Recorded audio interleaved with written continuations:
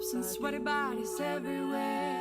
Hands in the air like we don't care. 'Cause we came to have so much fun now that somebody here might get some night. And if you ain't ready to go home, can I get a hell no? 'Cause we gonna go all night till we see satellite. Alright, so la-da-di-da-di, we like to party, dancing with Miley, doing whatever we want.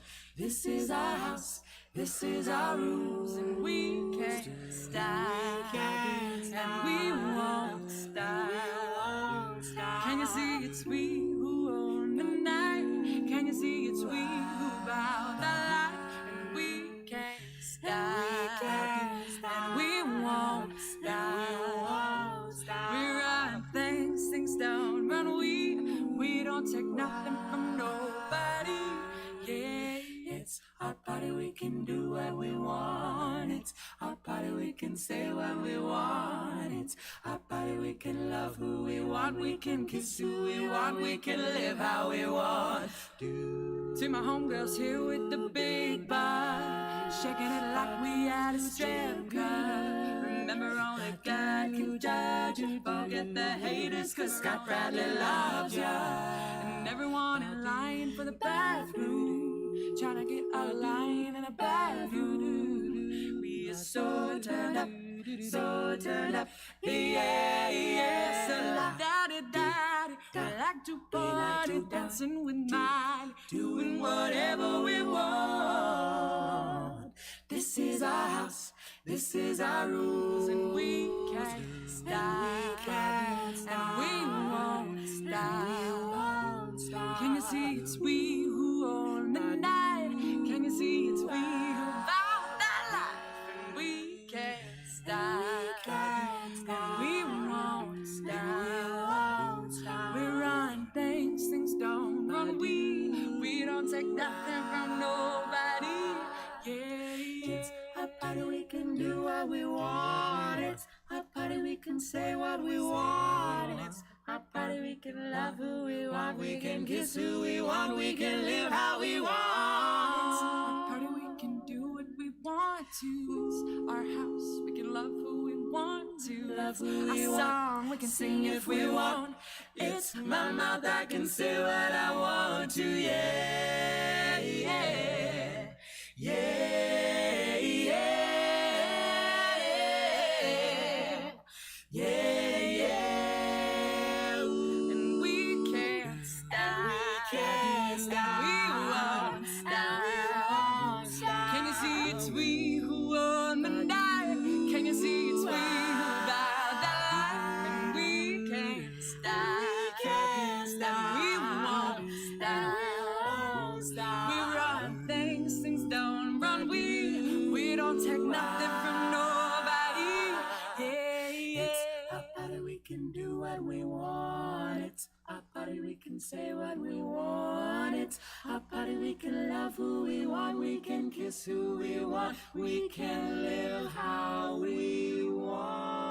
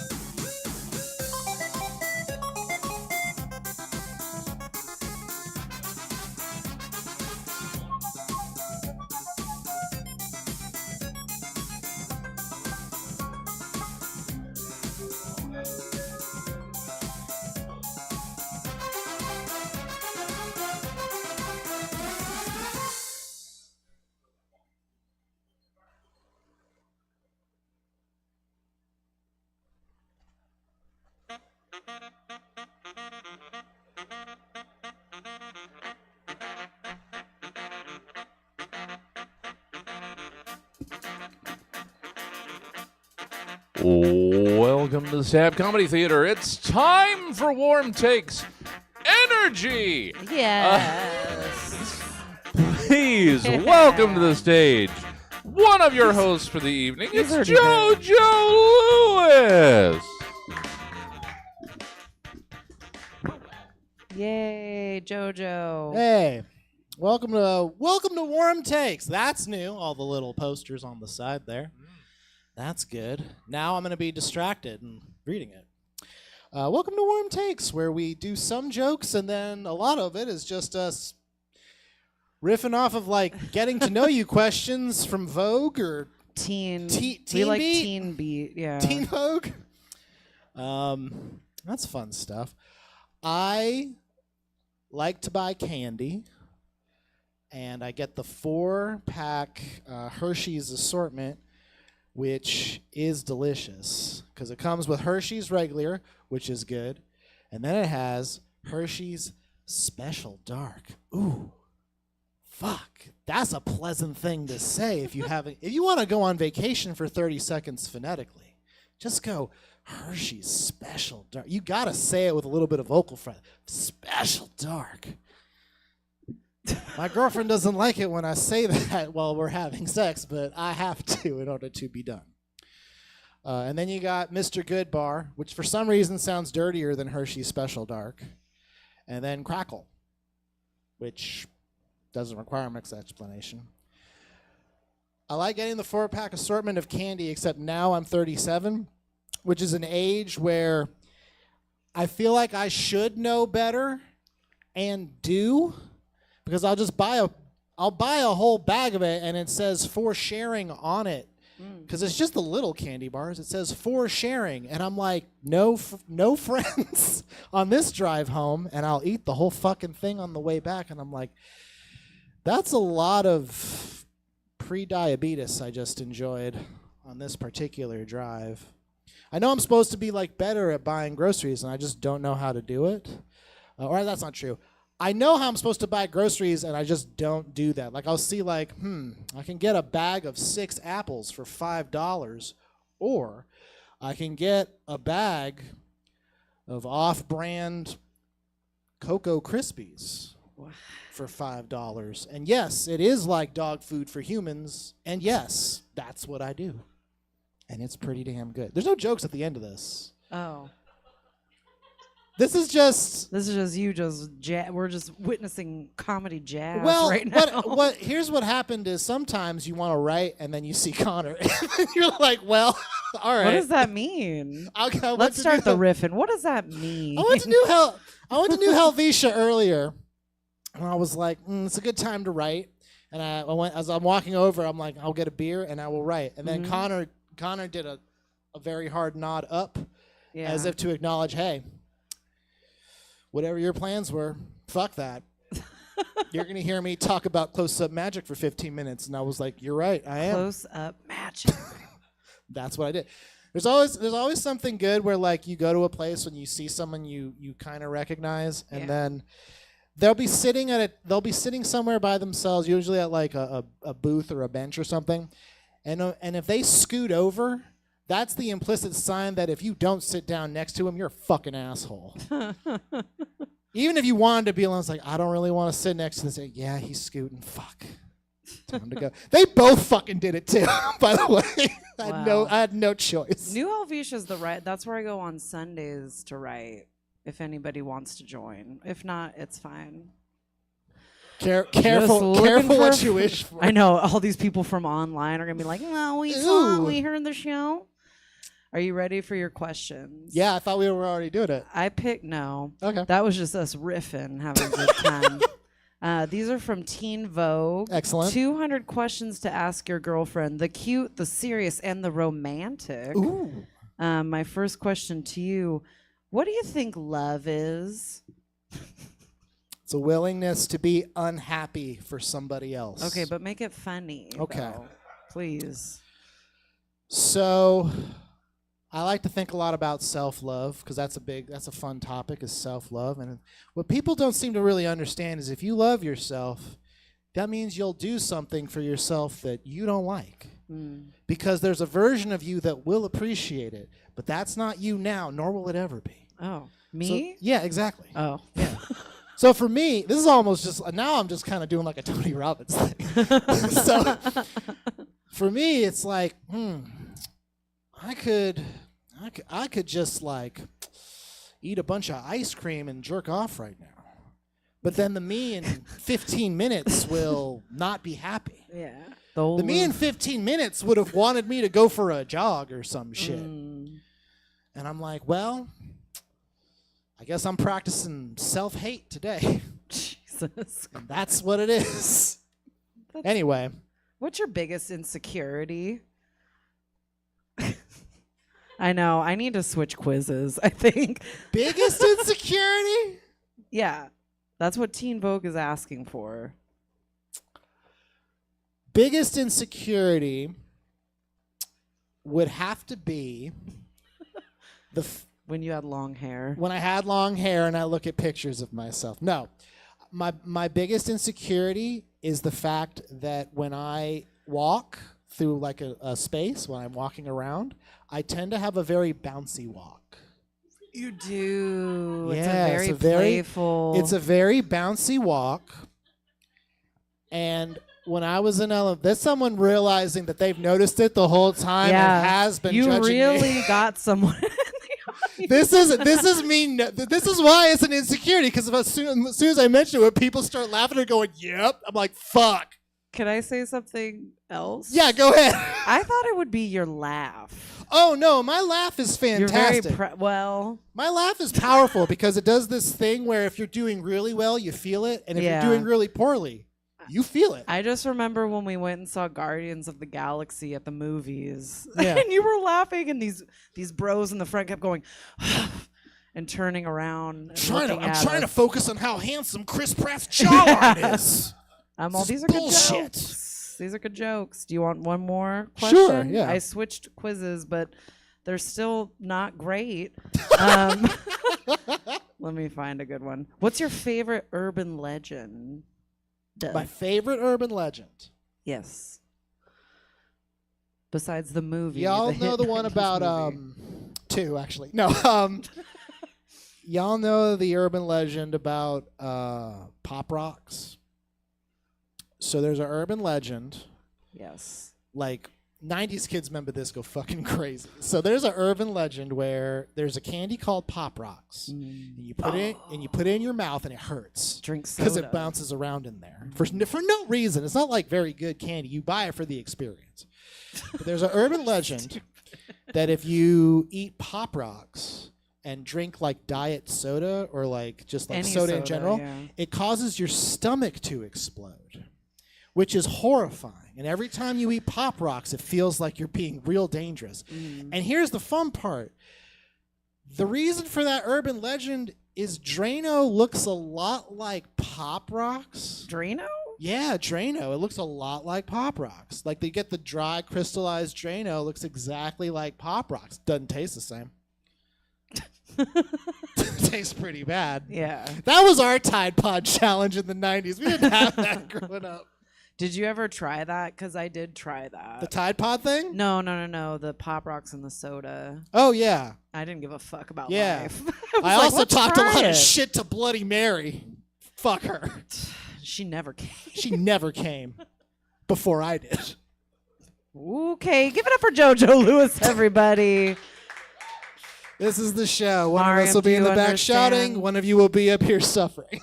It's great. No, it's not suffering. It's No, a good not. time. It's It's a great. good time. Mariam, do you understand what the show is now? You get it? Okay, cool. Okay. You guys, your first comic coming to the stage. Funny guy. Give it up for Connor Martin, everybody. Woo! Two things off the bat.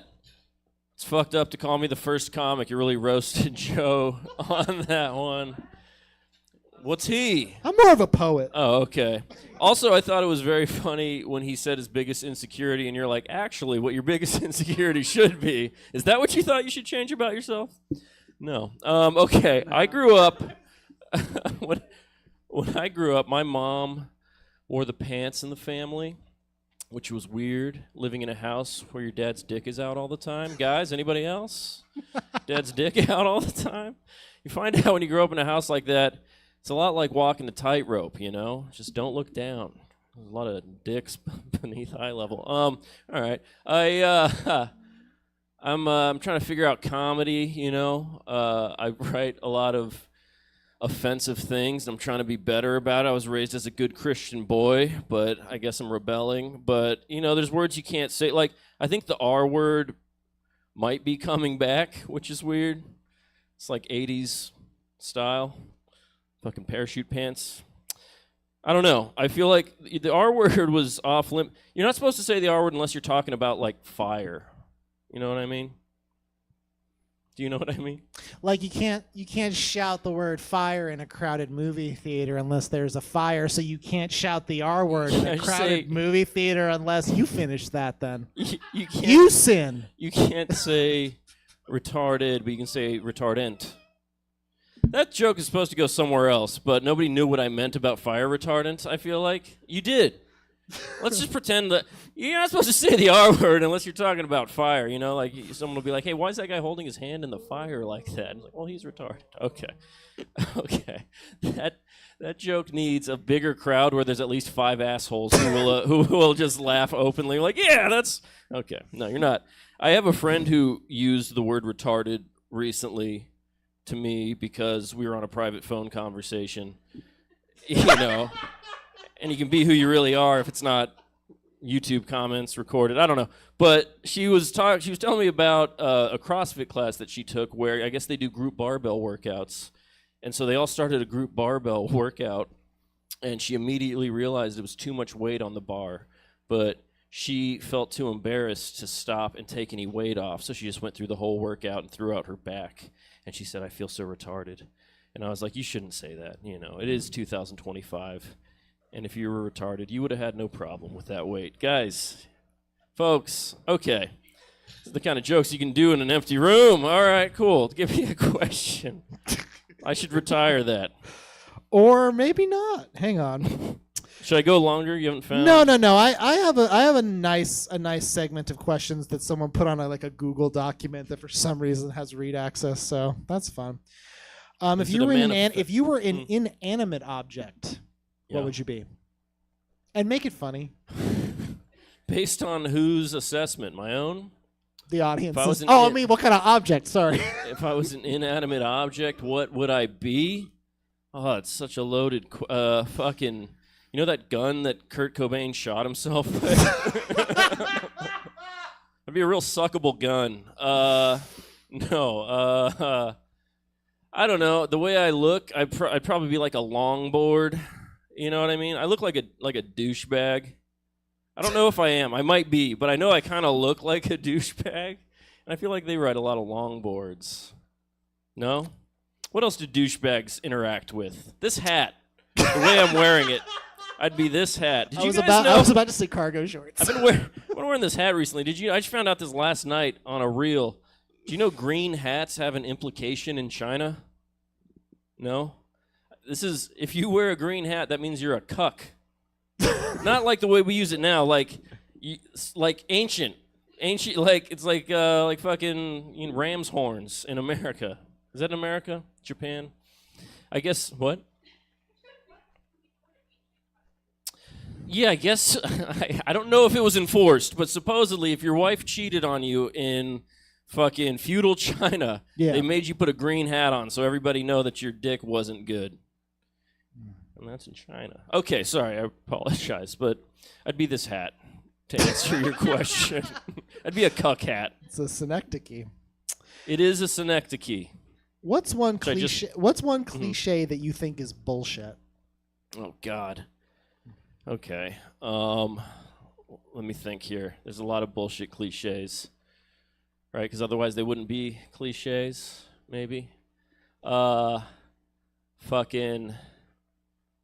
Give me an example of a cliche. Grass is always greener on the other side. That one right there. It's some horse shit.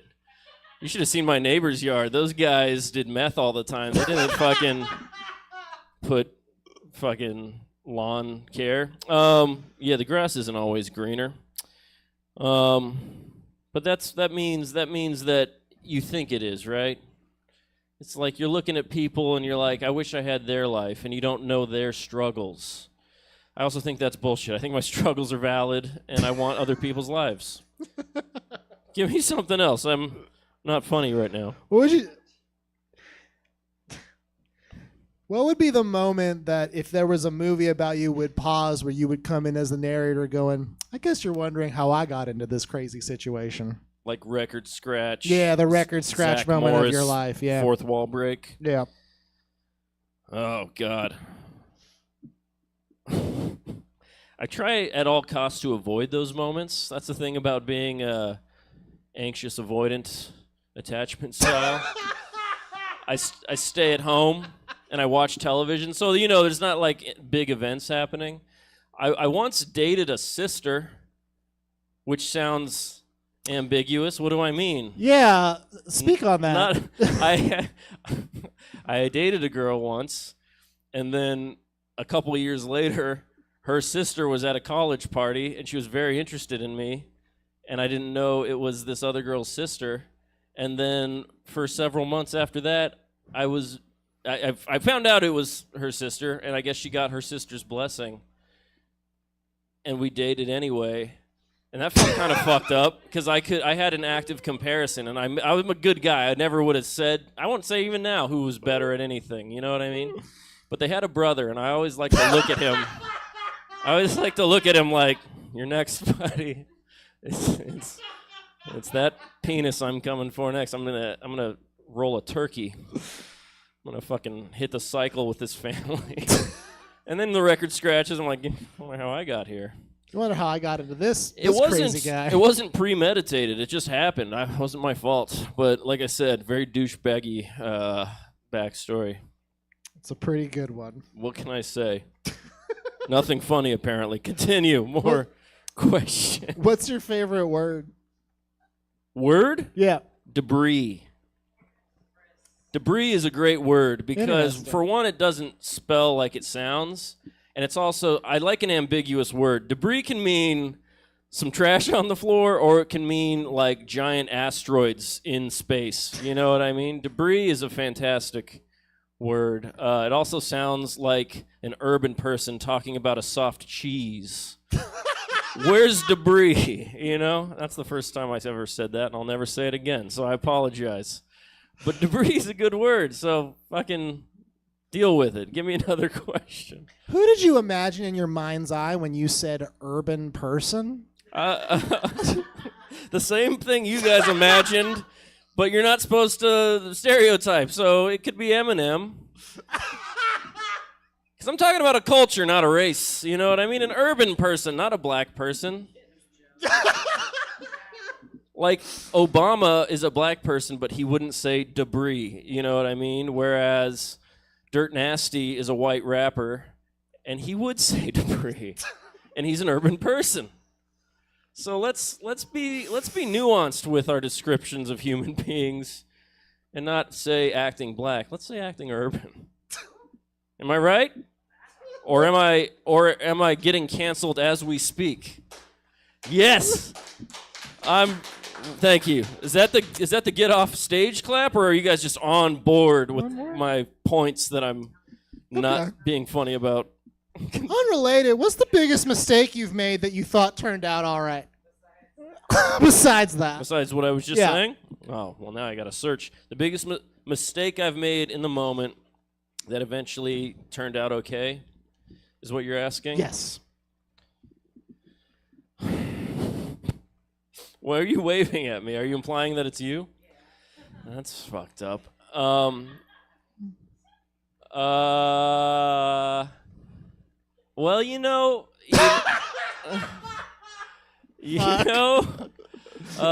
leaving the church will cause a lot of panic attacks if you do it in your brain properly. Because that fuck with that existential angst. That was something I wasn't so sure about, but now I'm like, you know what? It's chill. I have my Sundays are all freed up, so That was one. Really gotta dig. My biggest mistake that turned out okay. I was gonna say not going to college, but that didn't turn out okay. Look what I'm doing right now. I went to all the college, yeah. Yeah. So, two roads diverged in yellow wood or fucking whatever. Yeah, I guess maybe that's not a for sure thing. Yeah. I don't know. Pass. All right. Yeah, you only get one. The other ones you can also phone a friend, but yeah. Give me a pass. And I'm not saying I don't make mistakes. I just don't think any of them turned out okay. You know what I mean? Excellent. Yeah. I'll give you one. I'll give you one more because that wasn't very fun. Yeah. Has anyone ever saved your life? And if so, how? Well, let me tell you about the guy who introduced me to Jesus. No. Let's go back on the whole thing. Genuinely saved my life. Well, that's the thing. We never know, right? Butterfly effect. Mm-hmm. Maybe somebody fucking, brought me my check late, and then I didn't go get hit by a car. You ever think about that? I do now. Wow. Well, I get direct deposits. It's so profoundly unfunny. Saved my life, like legitimately? Yeah. One time I split my head open and my mom drove me to the hospital, but that's not. Does that count? It can. Yeah. Saved my life. What's great about this show, and this is an important object lesson for everyone else on it, Yeah. I don't have full access to your life and memories, and nobody does. So you can lie. You could just make shit up. Oh, yeah. This one time, I had this woodshop teacher, and this guy with a twisty mustache set me up in front of the bandsaw on a slow-moving log. And I was toast, but I tell you, Mr. Amos came out and he had a bat. Yeah, I don't have anything. So give it up for Connor Martin, everybody. Oh Christ! I apologize. This next person to come on the stage, very, very funny comedian, known for a while. Please welcome Mary Mazavi. Woo! Very well. Fuck was that? Thanks for having Your me. intro. Do you guys know my Camille story? Barry? No. Ruby? No. Mike? No. There's people on this side too. Good. Cool. Okay.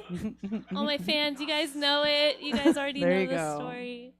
Okay. Well, my parents are super racist because they're immigrants. You don't think that those kind of people are racist, but they are. Anyway, so when I was in second grade, I found this wallet, and it was nothing in it except for like $500 worth of quarters. And it was the best day because in second grade, a quarter is like a cigarette in prison. You know, you really feel like you came up.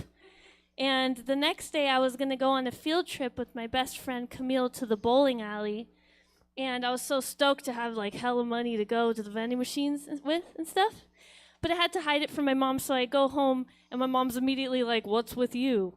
And I was like, "Sorry, I'm just really excited to go on the field trip with Camille tomorrow. We've never been anywhere together. We're going to go on the bus, sit at the bar, talk to girls, drink IPAs." Like, I was really excited. And she goes, "Look, honey, I don't want you sitting next to Camille on the bus tomorrow." And I was like, "Why not?" And she's like, "'Cause Camille's the type of girl who gets pregnant at 16. And we were really in second grade. And I was like, "But you only met her that one time." And my mom's like, "Yeah, well." I was like, "She was just eating a PB&J."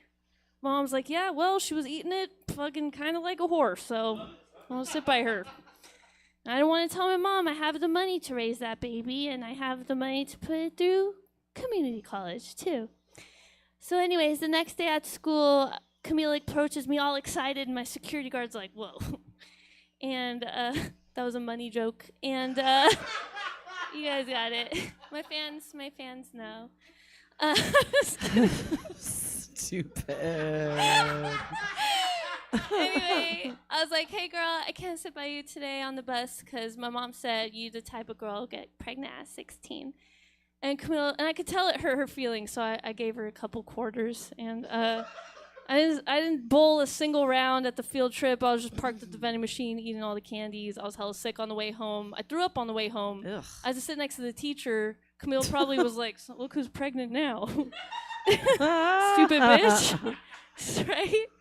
Anyway, I get home, I had the worst day. I spent my fortune, lost my best friend. You know, my parents are pissed at me. I was like, what'd I do? She's like, we just got off the phone with Camille's sister. Why'd you tell her what we said? I was like, why'd you tell me what you said? But the crazy thing is that Camille really did get pregnant at 16. And I found out when we went to the same continuation school, and I was there for selling ecstasy. Hell Isn't yeah. that beautiful?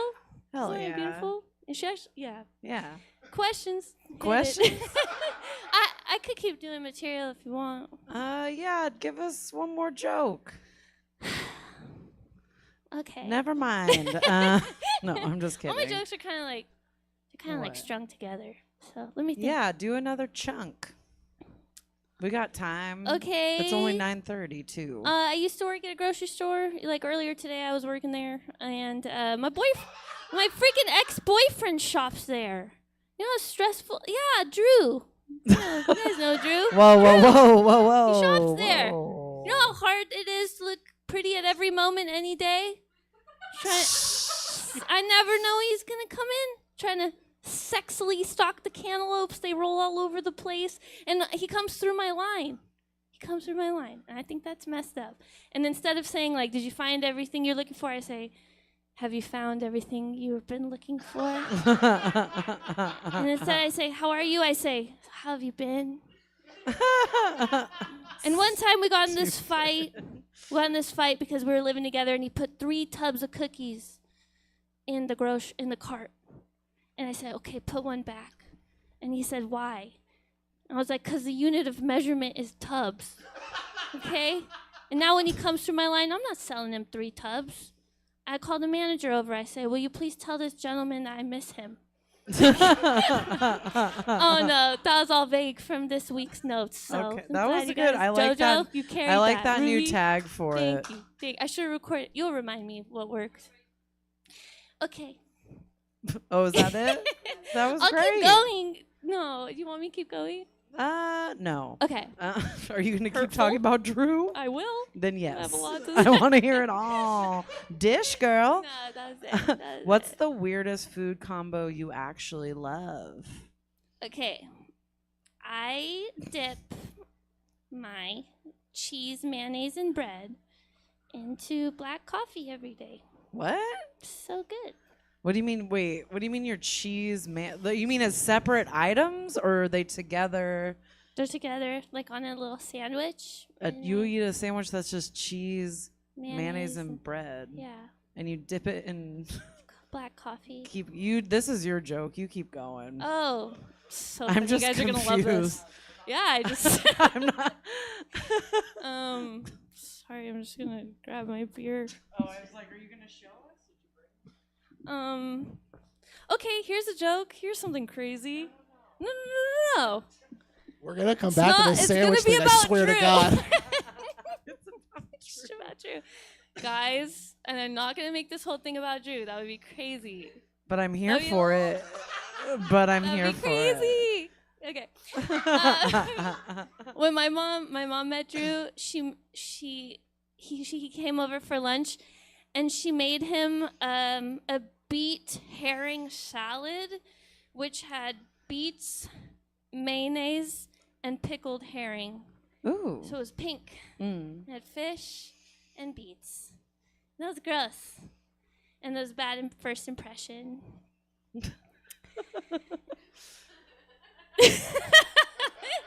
So I sent her away to Germany, and now that's where she lives, and I miss her. I miss her. Yeah. If you got to choose your own name, what would it be? What is? How do you say your I don't name? even know by my the name. way. What is my fucking name? You guys Well, are like, no, is it you say Miriam? Is it Miriam, I Mariam? say Mariam. Right? We all have had that conversation. It's because everyone in my life says it differently. My dad, he doesn't say it. Okay. My mom says Mariam, but she also calls my cousin Zara Zara. Mm. Okay, and then my brother says Mariam, and then my dad really says Mariam because I'm Persian and he has a thick accent. So what is it? I don't know. I have a cousin named Mariam, And I was like, do you go by Miriam or Mariam? She's like, not Mariam. That's crazy. And I was like, that is really crazy. Because I already kind of changed it amongst the community. But I think though, if you guys were making me choose, I would say Miriam is my preferred, but I'm already too deep with the Mariam thing. But Miriam is my preferred. And I'm sorry about that. Thank you. I'm glad we have that on the Me internet too. now. Now Me everybody too. knows. What's the weirdest app on your phone right now? Weirdest. Well, they're all pretty functional. Got my period app, tracks when I'm sad. That's Yuka weird. tracks the items I put, like products I use, like if they're healthy or not. Duolingo, so I can talk to my mom. Just kidding, she speaks English. It is actually in English, the Duolingo, so. You're doing great. No, just thinking. I'm not really on my phone. I'm not Oh, really that's I'm not good. really online. I'm not really like a phone guy. Do you have any superstitions? If you say something, it becomes true. Like I feel like if I say to my friends all the time, I'm lonely, then I really will be lonely. Are you lonely? Yeah. Follow-up question. Yeah, because I keep on saying it. Do you really like dipping ham sandwiches in black coffee, or is that Where's you the ham? Where's the manifesting? ham coming from? There's no ham. There's I no said ham. Havarti. I said Havarti. What? Wait, what? Yeah, I do. You should try it. It's so good. What Havarti. kind of cheese? Havarti is a good cheese. What kind of bread? Well, you got to get it from Trader Joe's, but it's a European style bread. Is that funny? Which part of Europe? West Germany. Interesting. You passed. Okay. You passed. Do you believe people can change? Yeah. Apparently, I did think that, and I have thought that.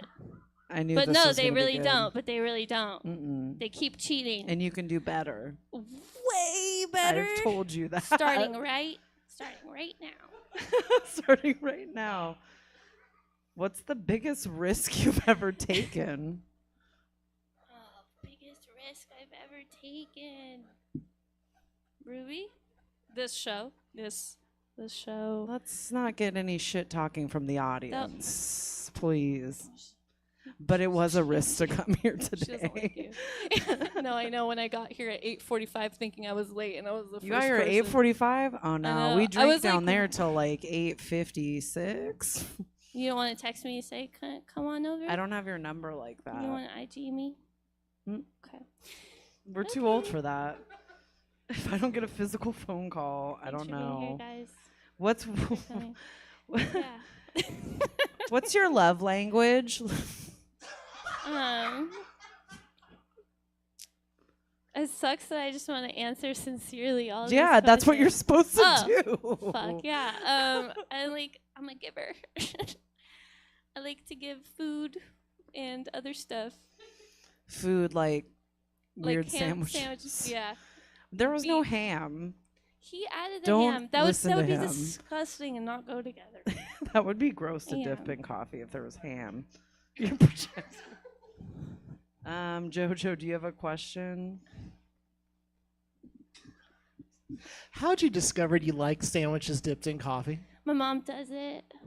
Oh, that's sweet. I miss her. Yeah. What's your favorite memory of your mom? Isn't this supposed to be fun? I mean, you're the comedy person. Do it. Make it funny. I feel like they got way less questions, and I feel like you guys. Yeah, do a but lot. fuck them. Connor, get off the show. Being freaking greedy with the. Give us a bit of a stage refractory period, Connor. time. One time recently, she this is not my favorite memory. I don't know that, so go on. Oh yeah, you're like improvise a little. Yeah. Yeah, she was just like, "Hey, I sent you a package." I was like, "Cool, I'm so excited." She's like, "Yeah, you should get it soon." And then we were getting off the phone. I was like, I'll keep an eye out for that package." She's like, "Oh, Mariam, it's not coming overnight." She got mad at me. She's so freaking mean every day. Like 2 weeks after that. Oh, yeah. Cheap shipping. Yeah. Snail mail. Right, clap it up. Yeah. Yeah. Okay, you guys, thank you. That was so fun. Mark? Mike? What's Mike's last name? I always. Oh, yeah. Thank you, Mary Wasabi. And now coming up next to the stage, very final gentleman, Mike Nordstrom. Finally, we have carpet on the stage. Whoa. Big difference. Jesse, big upgrade. There's carpet now. On this stage. There was never carpet. Now they're having a discussion amongst themselves. Hell yeah. It's my time, Emma. No, I don't know. I don't have any jokes. I do want to tell a little secret, but my roommates know. But I haven't told. You guys don't know. I went on a really bad date the other day. And, like, yeah, she's a cute little blonde girl. Pick her up at her house. She gets in the car, and then just, like, Amy Thompson-level rambling. You know Amy Thompson ramble. And she's just rambling. I'm like, this was a mistake. And then we got to the Virgin Sturgeon. Took her to the Virgin Sturgeon. Keep on rambling. She said, you might have to remind me of a lot of stuff during this. You might even have to remind me of your name. My brain is like cottage cheese. And I think she meant like Swiss cheese. And then I'm like, this lady's on drugs. And then she said, would you look at me and expect that I smoked crack for 5 years? Would you look at me and expect that I smoked fentanyl for 5 years? And I said, no, you look great.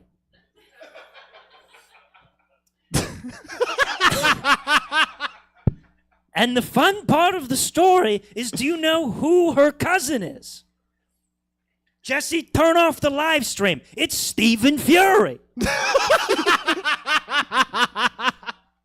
Oh, what?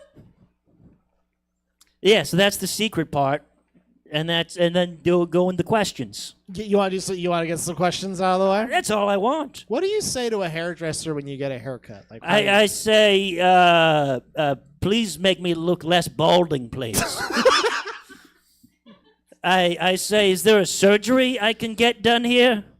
I say, do you have any children? And do you have any Croatian children with hairy backs that you can shave and just super glue to my head? Do you have a brother who's maybe Turkish? Do you know any Turkish people at all? Do you know one Turkey guy? I've never met one hairdresser that knows one Turkey guy. I don't know why. I don't know. I went to a barber once, and then I said I wanted a little bit longer on the top. I said I wanted like a 4 up top. I wanted 2 on the sides. He did the sides, 2. Did my head back. Did the top, and I looked up, and he did 2 all the way around. Full on buzz cut. And he knew that he fucked up because he was finishing with scissors and shaking. And then he said, do you like it? He does the thing. Do women do they give you the mirror in the back? He does the mirror. He says, do you like it? And I'm a pussy, so I said, yes. and then I tipped that man.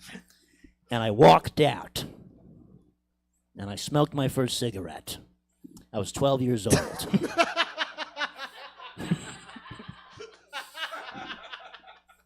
Yeah, it was one of the greatest and darkest days of my life. It's when I read Mad Magazine for the first time.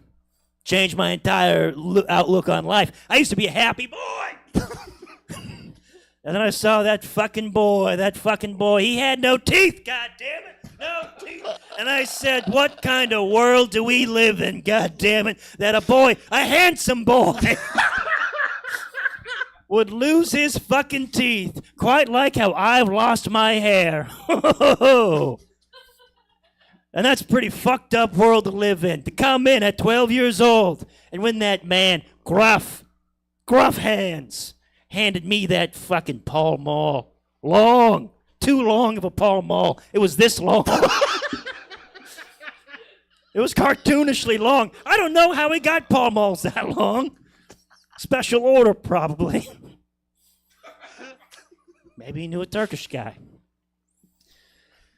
Yeah, so that's probably what I usually say to the barber. It's a real mouthful, and I love it. I appreciate that. Well, Yeah. so is that Pall Mall. When was the last time you threw up? When I deep throated that Pall Mall. You guys ever Wu-Tang a cigarette? You guys ever smoke down a fucking Pall Mall when you're 12 years old down to the filter and Wu-Tang that shit, vomit all over your Velcro shoes? You ever do that? No, I threw up in the shower, which I'm sorry, Connor. I threw up in our shower on Wednesday, which is not a good day to be throwing up in the shower. That's more of a Saturday activity. Not a Wednesday going into Thursday activity. But I had too much to drink. Because people kept on buying me drinks because I'm a hot piece of ass. I got a compliment yesterday by a black woman in the grocery store. Yeah, she said, "Nice outfit, you hot slut." And I said, "Thank you." And I went along my way, and I bought my six-pack of Pacificos and ground beef. And actually, that was the most recent time I threw up. Excellent. After I ate all that ground beef and 3 pounds of ground beef. Yeah, I beer bonged it all. You guys ever beer bong 6 pounds of ground beef and 6 Pacificos at the same time like it's a Shoe Nice video? He's the only guy who knows who Shoe Nice is. Yes, next question, please. I don't like talking about my bodily functions like that. It's great. Woodworking or welding? Now I have more experience working with wood. Am I right? Masturbating. What do you guys know about jerking off your own penis? Quite a bit. Quite a bit? Yeah. Hell yeah. Not me. I haven't jerked off in 12 years. Ever since I deep-throated that Pall Mall cigarette. I don't know. I'm trying to build out a van so I can live in a van. Not like full-time, but like a part-time living in a van. It's good enough to sleep in. There's insulation. I stay warm. I'm nervous where to park. I never know where to park. Turns out people's driveways is not the answer. People don't like it when you park in their driveway, and I don't know why. They just seem so inviting. If you don't want me to park there, put something there, like a butter statue of Paul Giamatti, saying "Stop." That's all it needs. It's all it needs to say. If Paul Giamatti butter statue was there, it said "Stop," I wouldn't park my van there, but it's not there. It's open. There's toys in the front yard. I gotta park somewhere. Who am I? Gonna park on the street like a fucking bum? Who am I? Logan Farr? Fuck that guy. I want to park in a driveway like an American because Andrew Jackson killed a lot of people.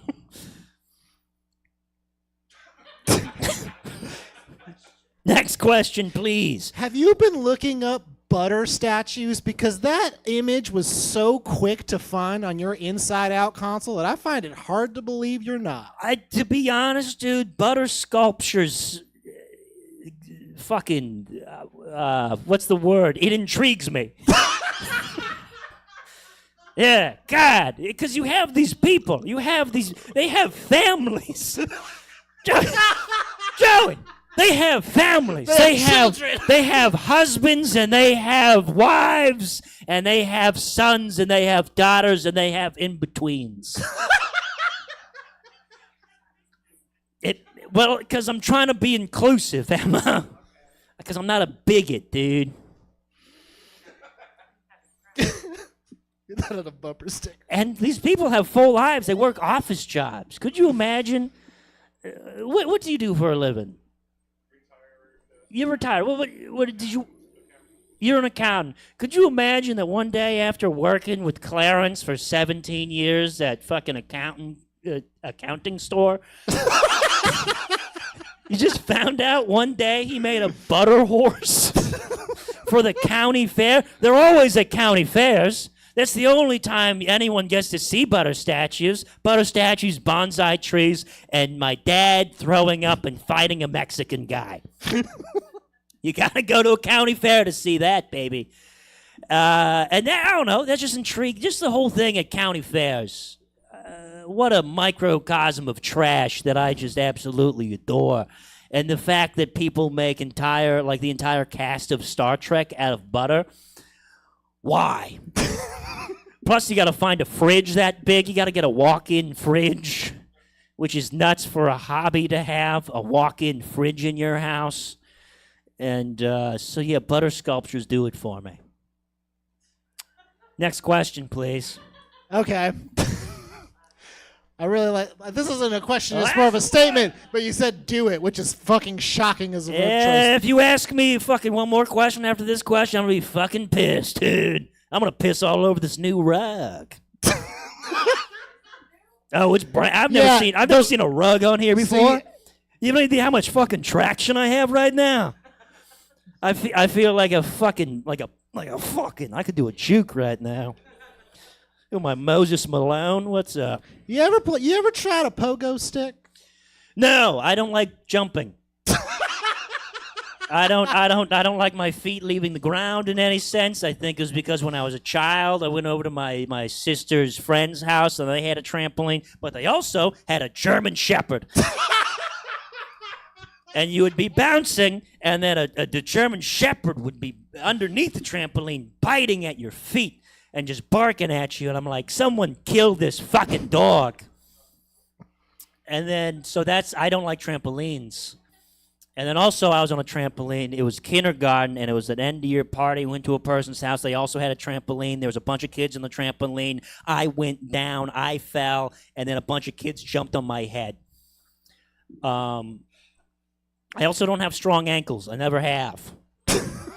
When you asked him what his biggest insecurity is, and you said, you balding, I said ankles in my head. Wow. We're learning a lot about you today, Mike, and I appreciate that. I'm an open book. Mike Nordstrom, everybody. Next person coming to the stage. They have been yelling at you from the God Mike with me. Please welcome Emma Haney. I love when Mike does the show. You're so great. You're so great. He's a substitute teacher. That's wild. He's teaching our youths. 4-year-olds, would you teach him?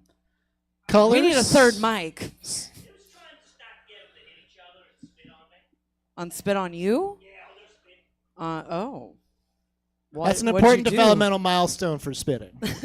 Yeah, it's big. It's important. All right. I don't really have any jokes I'm working on, I don't think. Do I? I feel like the one about hooves. Oh. I don't think I can remember enough of that right now how to kick it off. Do I? Y'all, how's y'all's algorithms doing? Good? Doing okay?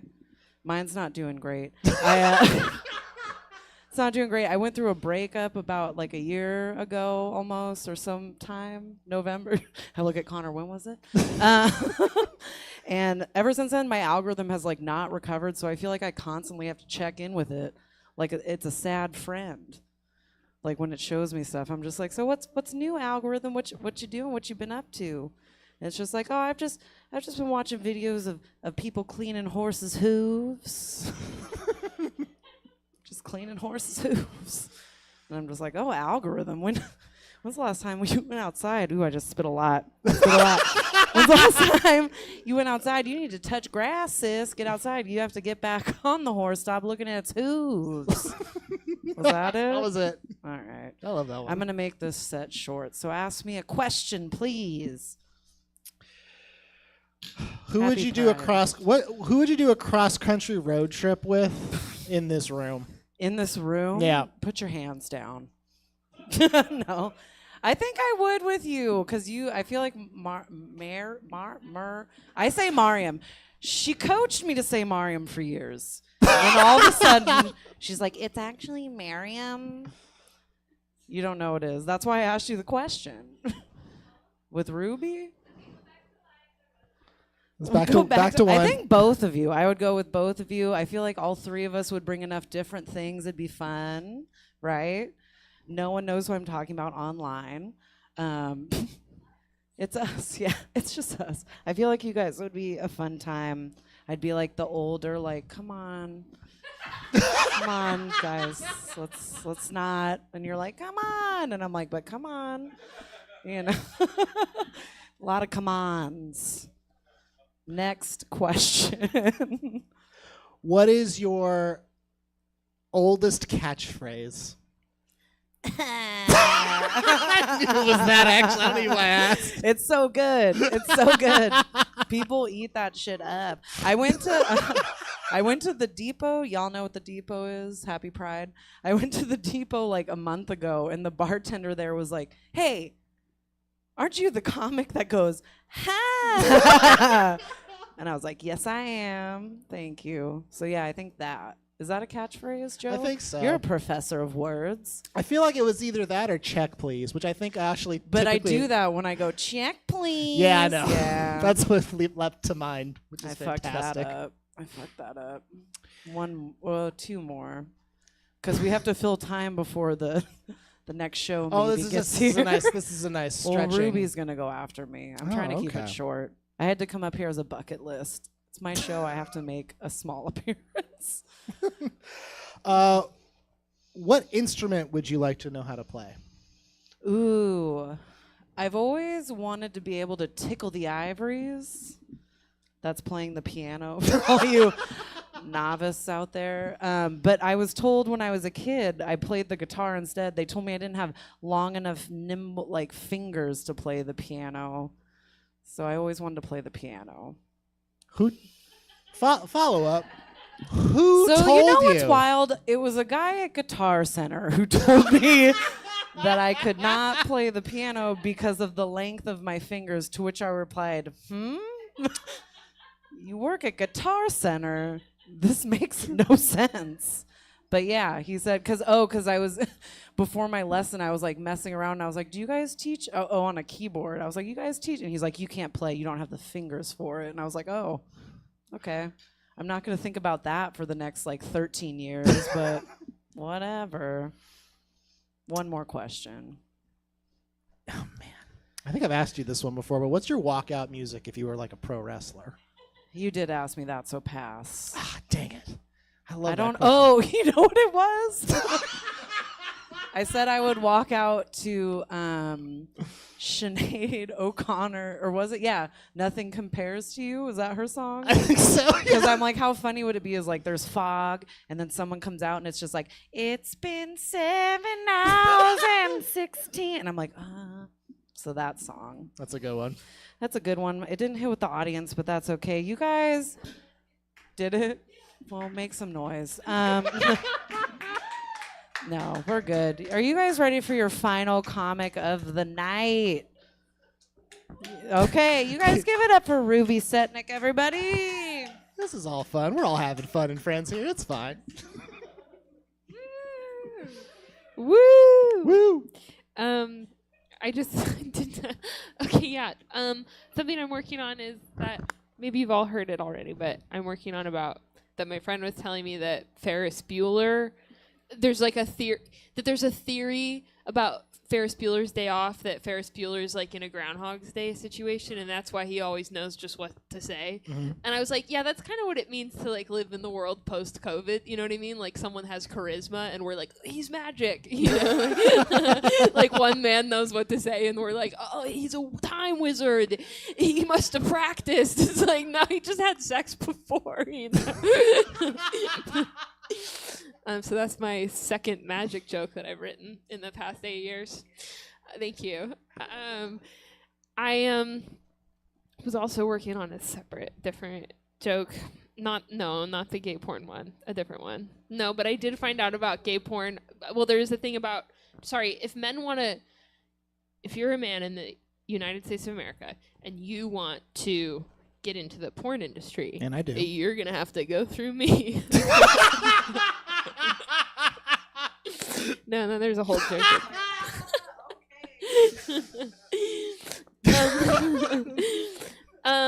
The Sinead O'Connor, we're doing this now. The real thing is, I'm just trying to write new material, so You're doing fine. yeah. I'm just getting used to the Ferris Bueller one. I think that's why it's not working yet, because I'm nervous, because I feel like there's so many moving parts to that show. It's so intricate, beautiful. Mike, is that voice genuine? Is it? Where are you from? I'm from Lagunitas. I am from Lagunitas, and I know, and I don't sound like a big old puppet. I am from Lagunitas. Yeah, and then there's a big market crash, and I'm no longer from. I don't even know any people from there anymore, because it's like a wealthy place to be from a little bit, right? Or maybe not. Maybe the part that I was from. I was wealthy for the part of my life that I don't remember. What? In America? Okay. In the hills. In the hills. I don't remember the time of my life when I lived there, but I am from there, yeah. Yeah. You can just sound like yourself, man. We'll still love you. What do you sound like underneath it? Dude, I'd love to know. Yeah, I don't know. I feel like I put on a face as well. We all do. We all wear the mask. Yeah. Yeah. Has it gotten weird in here already? I made it weird. I made it weird. It's first, definitely. Are you sure? I made it weird. But that's okay, because that's who I am, and we put up with me. I'm a lovable character. I cannot help but say what I think. It's all going to be okay? You don't think I'm making a bad stink of it? You don't think I'm making a bad stink and everybody will be like, that Ruby, she's stinky? Okay. Okay, I'm ready for my next question. You haven't even gotten the first question, which is fucking incredible. Crazy. Yeah, you That's just crazy. kind of started ripping into Mike for no reason. I wasn't ripping into Mike. Did I? Oh, no. No.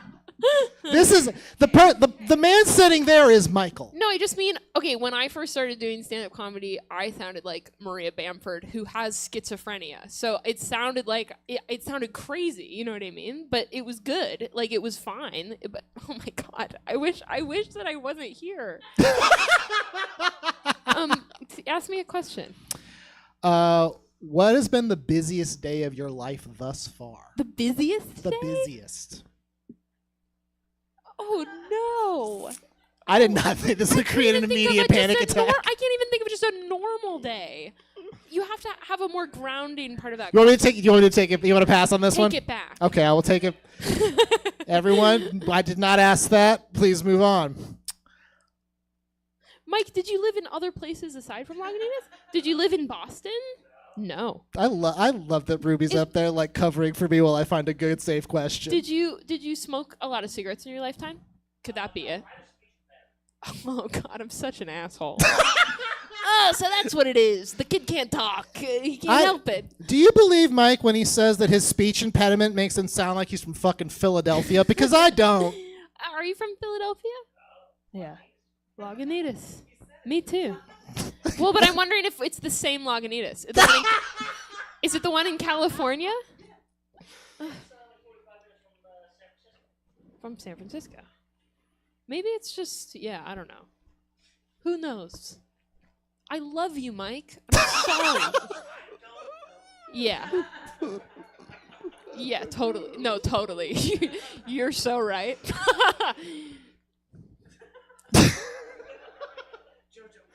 What's the best gift you've ever received? The gift of what's the best gift I ever received? Ruby, do you remember anything that's ever happened to you? Do you remember anything that's ever happened in your life? The best gift I ever received? Probably a computer or some sort of technology. I use my computer every day. I love it. I use it to look up where is That guy. where is it? Lagunitas. Yeah. Does this go on online forever, Jesse? Online forever? No. No. I'm saying no. No.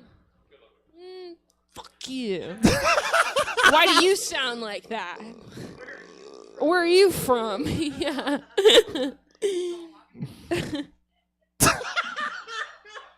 I just think that maybe Mike is putting on something, but I think he's really funny underneath it. So that by the time he figures, and I do the same thing when I get nervous.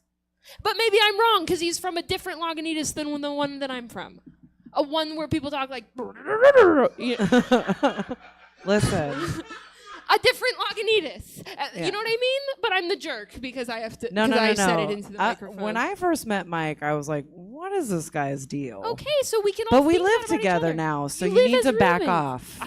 No, I'm just kidding. Someday I'll live with No. Mike, have I hurt you? No. Okay. Okay. You sound so crazy. It's crazy. Well, because I was sitting there listening to you, You looking and I was up where so delighted Lagunitas by the is? things you were saying, and so distracted by the crazy voice you were saying them in. But it could be a thing. Who's that singer right now? Who's and at first you're like, I can't deal with that. But then you listen to it for longer, and you're like, this is why you're it. great. Actually, yeah. So Yeah. You should see him eat hot dogs. I've never seen Mike eat the hot dogs. It's great. IPAs are from Lagunitas. Continue. Ask me a question. You haven't asked me any questions. How far away do you think Lagunitas is? Yeah, I don't know. It's probably an hour to 2 hours. At least 10 hours. Mike, how far do you think away Lagunitas is? Yeah, it's 2 2 hours. hours. Okay. It's in the hills. You're lucky. We're gonna get you. Eventually, we're gonna crack the code that you're not from there or are. I would love to write a new joke someday. I don't have any new jokes that I could pitch to you, but if you could ask a question that could inspire a full new joke. Did you have any childhood heroes, and if so, who were they? My childhood heroes are Super or otherwise? super or otherwise. No. No. Good. Okay. I can't remember anything about my life. Wavy Gravy. Barry knows a lot about my life. Wavy Gravy is a hippie icon who toured with the Grateful Dead. I'm living with my mother right now. That was incredible that you had that memory like right fucking there. I'm living with my mother at this moment. Can I tell you a story about my mom's roommate? Hell yeah. The people in this room? My mom's roommate is a really old woman. And I was staying with my mom, and I had a really tough argument with my mom about gay marriage and whether or not that's allowed. Because my mom was like, I was on the side of gay marriage, by the way. Not to brag, but I was on the side. I was pro gay marriage to stress out my mom, even though I agree with her that gay marriage is bad. Just kidding, joking. No, she was like, I don't know. I just feel like maybe they could have their own thing, and I was like, that's fucked up. And we had this really loud, like, intense argument about it. That my mom's roommate, who's an old woman, was just like in the kitchen, like listening to the argument. And then the next day, I was hanging out with my friend who was in town visiting that night, and we got hungover. And the next day, we hung out in my mom's bed because my mom had left, so we were staying at my mom's. And then my mom's roommate, who's an old woman, came into the bedroom because she was feeding the cats for my mom. And then we like got up to be apologetic because it's weird to be in bed in the middle of the afternoon. But it kind of seemed like I was like arguing with my mom about gay marriage, and then the next day was having gay sex in my mom's bed to my mom's roommate. And that story is about Celeste, who you all know, who's a mutual friend. I thought I could, what? Do you remember Celeste? For the first 2 years, we didn't know her, and we called her Fajita69, which is her Instagram. She's my friend. Okay, that's all the time I'm going to do. Representing everybody! This has been Warm Takes. It's a fun show with fun people on it. We're here every month, and first Friday of the month. So thank you. Alrighty, well that was, as Joe just mentioned, Warm Takes. We do have LOLGBT Plus presents Say Yes coming up in just a few, in enough time for me to, set the stage and everything. So if you want to catch that, do stick around. But if you're done with us for the evening, check out Stab Comedy Theater for the full calendar of events. We're live in person Thursdays through Sundays, and we stream every gosh darn thing that we do. So, plenty is still to see tonight, and then full lineup of improv tomorrow. Either way, check us out. Hope to see you again. Give me some time to set up the stage. And Say Yes will begin when I'm ready. Why'd you leave the keys upon the table? Well, I don't think you trust. And my self-righteous suicide, I cry when angels deserve to die.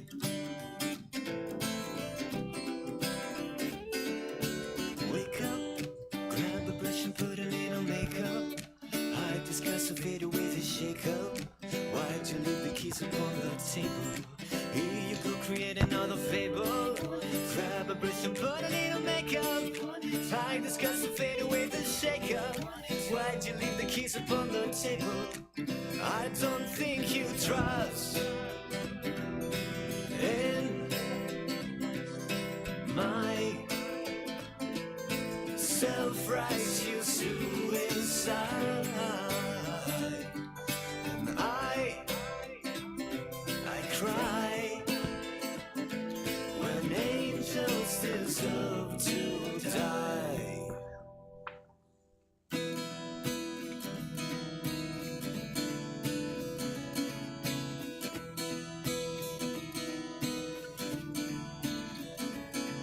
Oh, Father. Oh, Father.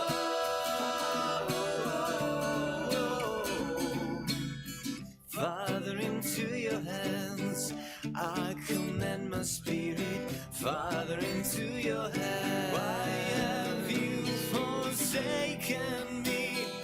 In your eyes forsaken me.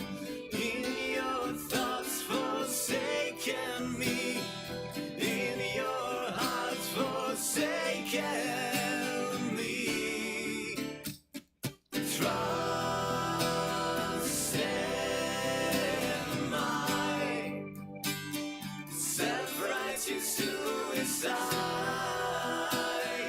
I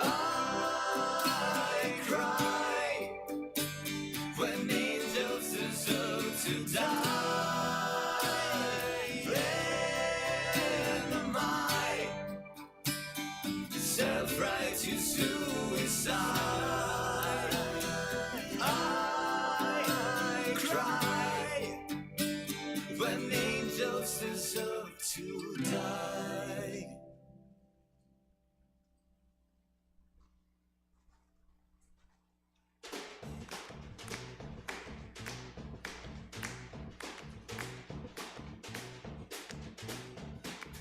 You could have a steam train if you just lay down your tracks. You could have an aeroplane flying if you bring your blue skies back. All you do is call me. I'll be anything you need. You could have a big dipper going up and down around the bend. You could have a bumper car bumping. This amusement never ends. I wanna be the sledgehammer. Why don't you call my name? Oh, you better call the sledgehammer. And this will be my testimony.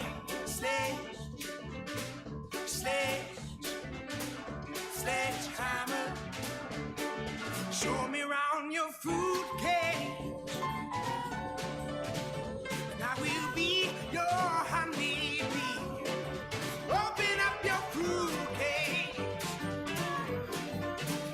where the fruit is sweet.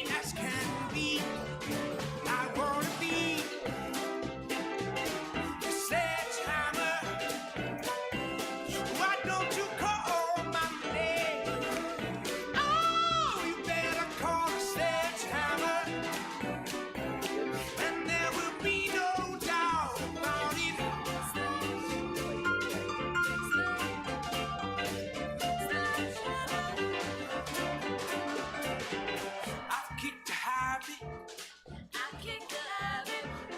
Shed my skin.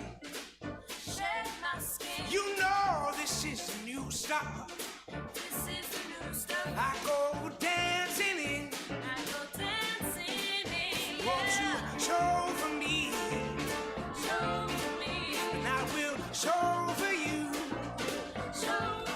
Please show for me. Show me. And I will show for you. Yeah, yeah, yeah, yeah, yeah. I do mean you.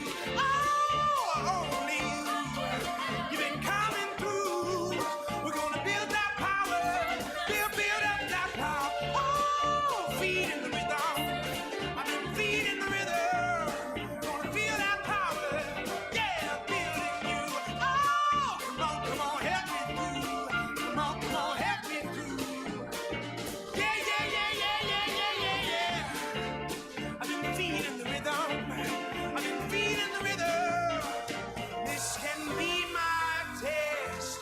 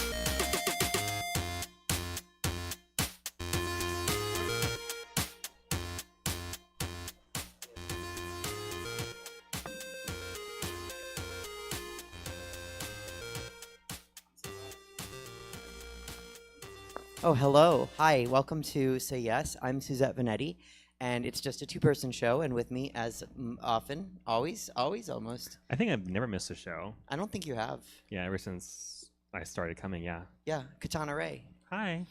I like the new background behind you. Oh, I know. I saw it on their Instagram. I saw that they're... Oh my god, that's ancient. Do you see what I see? Right. Right there? Nope, down, left, up. Pink. What is that?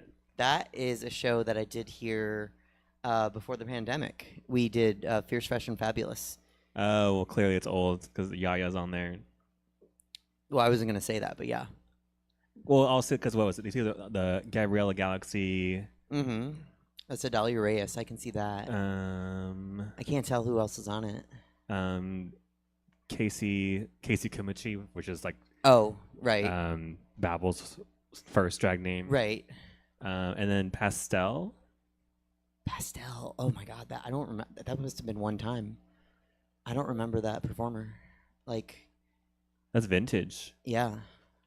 Do you know that? No offense to them, but like one such a, time, like 6 years ago. Such a random niche, like not even remotely related to what we were saying. But the artist that used to like hand paint and hand draw like those movie posters from like the 90s and 80s, that like super like the Hook poster, the Indiana Jones poster. No. If you saw them, you'd know, like, okay. the iconic movie posters and movie covers. Oh, yeah. Where it's like the collage of like the big face and the small face and like. Yes. Just that style, or there's there's an artist that he used to hand like make them, and now he's got like I think dementia now, so now he can't do them anymore. But I was just like, I want my drag shows posters to look like that always, but like I never have a good enough like headshot of everybody to make it like a good like like big face, small, No, tell me about it. I was just making a poster, and like some people don't have anything past here. It's just like top of shoulder. I couldn't fix your like. When are we going out to eat? Because then I'm gonna have you fix your picture. I don't know. Oh, because I'm like the floating body, or No, because you look like 2D and everyone else looks 3D. It's I think it's just the way the picture is contrasted. It was the way it was taken. I think. Right, and everyone else is 3D, and I'm like, and then you're like flat. Yeah. And then like some people don't have like they're in the background, but you can see their body, or you should be able to see their body like behind the people in the front. So I have to like make a body out of their like in color match. It's like clone stamped. Well, I know. Yeah, I know exactly. My what you favorite mean. is when I get a picture like right here, and it cuts off the hair and it cuts off the neck. Or when like their arms the arms out of frame. So like this is the hand. Or the hands cut off, so you just see the Yeah, arm. so if you're watching the show and you aspire to do drag or comedy or anything where people are going to make posters with your image, get like a full shot where all of your body parts are in the picture, and maybe just even waist up. Like you don't have to get full body. I think waist up is good, and also Waist like up. knee up is fine. Knee up is great. Bust up is at least useful. A head, I can't do anything. And I like my comedy posters are like very different from most comedy posters that are like very much like bust. But I mean like traditional bust, not It's funny bust. because when I think of like a comedian, like headshots, I just imagine people with like a mic in their hand going like I don't know, I'm a Oh, comedian. I have one to show you. So okay, so we're gonna while I'm looking for that, it's just the two of us. And we're gonna be talking about Sacramento Pride. No, I was just gonna say Pride in general. Pride in general. I was Oh, gonna bring up any here's festivals. Here's that. Okay. And you're like 2D. Yeah. I'm a little like vintagey, like a vintage little. T-shirt. Yeah. Yeah. It's just the way that the photo was like taken, like the contrast of the photo is that way. Okay. Well, the actual like file is like super freaking like hella big, but I didn't really know how to format it into a JPEG. It's like a separate like RAW file, and the only way for me to do is like to screenshot the picture and then save it in a smaller version of itself. That's why. But also it's Yeah. like super contrasted, and it's like anyway. But I only had like 2 good shots on that shoot, so it's kind of hard. Like that. That's what I was like, that kind of sounds familiar now that I'm I saying won't it call out him loud. out. It's a comic. I'm not gonna say his name. I hate him. But I think everyone's David watching. Shapiro. I think like everyone, like Ava, and they're watching on Twitch. But I don't have Twitch on my phone anymore. Do I? Oh, I do. Okay, so Pride in general. It is June. It is Pride season. Are you booked for and like I think like so I actually was at the center the other day, the LGBT center in Sacramento, Mm-hmm. and Pride came up, and I was like, I don't. They were like, oh, are you performing at Pride? Did you want to? And I was like, no, like no one's ever asked me to, and so I never expect to, and so my opinions aren't based out of like feeling left out. They're based out of like attending. And like one time I read to kids there, and like this year I'll be in the parade, but like my feelings are more in just as an attendee, but they have nothing to do with like performing or not performing, because I don't, and I mean I think it's important for me to say that at the top of this, is like I don't perform there. I've done Rainbow Fest. Have I done Sac Pride? I don't think I've ever performed at Sac Pride. But I've done like 3 or 4 Rainbow Fests for sure. I'm excited for Rainbow Fest this year. Sorry, I'm just opening my Twitch. Yeah. Also, we did do an episode on Rainbow Fest. Yeah, that was. And Well, someone I was talking about. I was making a joke, and I was like, I was like half joking because everyone's like stressed about Pride and complaining about Pride and like, oh, I have to get this done for Pride. And I was like, oh, I'm just sitting here thinking about all the Pride gigs I have to worry about. And then I was like, it's 0, by the way, because no one asked me. And like, part of me was like, if they would have asked, I probably would have been like, maybe, depending on what it is. But like last year, I remember like last June, I was so not in a Pride mood. I was very depressed and like not doing. I took my month hiatus that month in July. Yes. Still didn't miss a show. Here. Yeah, and Lotus asked me. She was the only one who asked me to perform at Pride, from what I remember, and I had to say no. I was like, I'd rather just give the opportunity to someone who's not going to be like a stick in the mud the whole time. I was like, have someone like more happy be there. Well, you're doing my Queens and Comedy Pride edition. I'm doing Pride Month gigs. I'm just not doing Pride Festival gigs. People ask me, like, they expect that this month is busier, which I think it is for most people. But because I don't get Pride gigs, I'm like, no, it's the same. I'm just busy, like this weekend every day. I think like Halloween is more of like October is busier. October for me. and December, like October is busy. Yeah. And December stays busy. December is either busy or dead for me. It's busy because it's like my birthday month, but also it's like it's always like a iffy month because of attendance. You never know people are going to be out and about, and like weather and all that stuff. Like I'm going to be out for a month, and like it's like, oh, December or November or July. Really? I feel like those are all good options because July is like post Pride fatigue. But I'm not going to during October. Yeah, for sure. No, like November is kind of like, you know, people Thanksgiving is like whatever. It's kind of a weird month because people are in school and like they're not really on break till the end of November. And then December again is like there's like the holiday shows, but like it's not really like every year it's different though. You never really know, like month to month basis. You never know what the state of the world's going to be in anyway. So no, and minute to minute. It's funny because I was supposed to take like April or May off for a while because I was going to visit my dad in Vegas, and I just never found the time to say no to things. I also got into a relationship, but not expecting to. Currently? Yeah. Yeah. No, I know you turned down a couple shows, or you said yes or no. And I was like, I should probably keep that month open because I want to go visit my dad, and I never did because I just kept like things just kept coming up. So I was just like, well, surprised he started drag and you've done 4 shows with him. Who? Your dad. I don't know.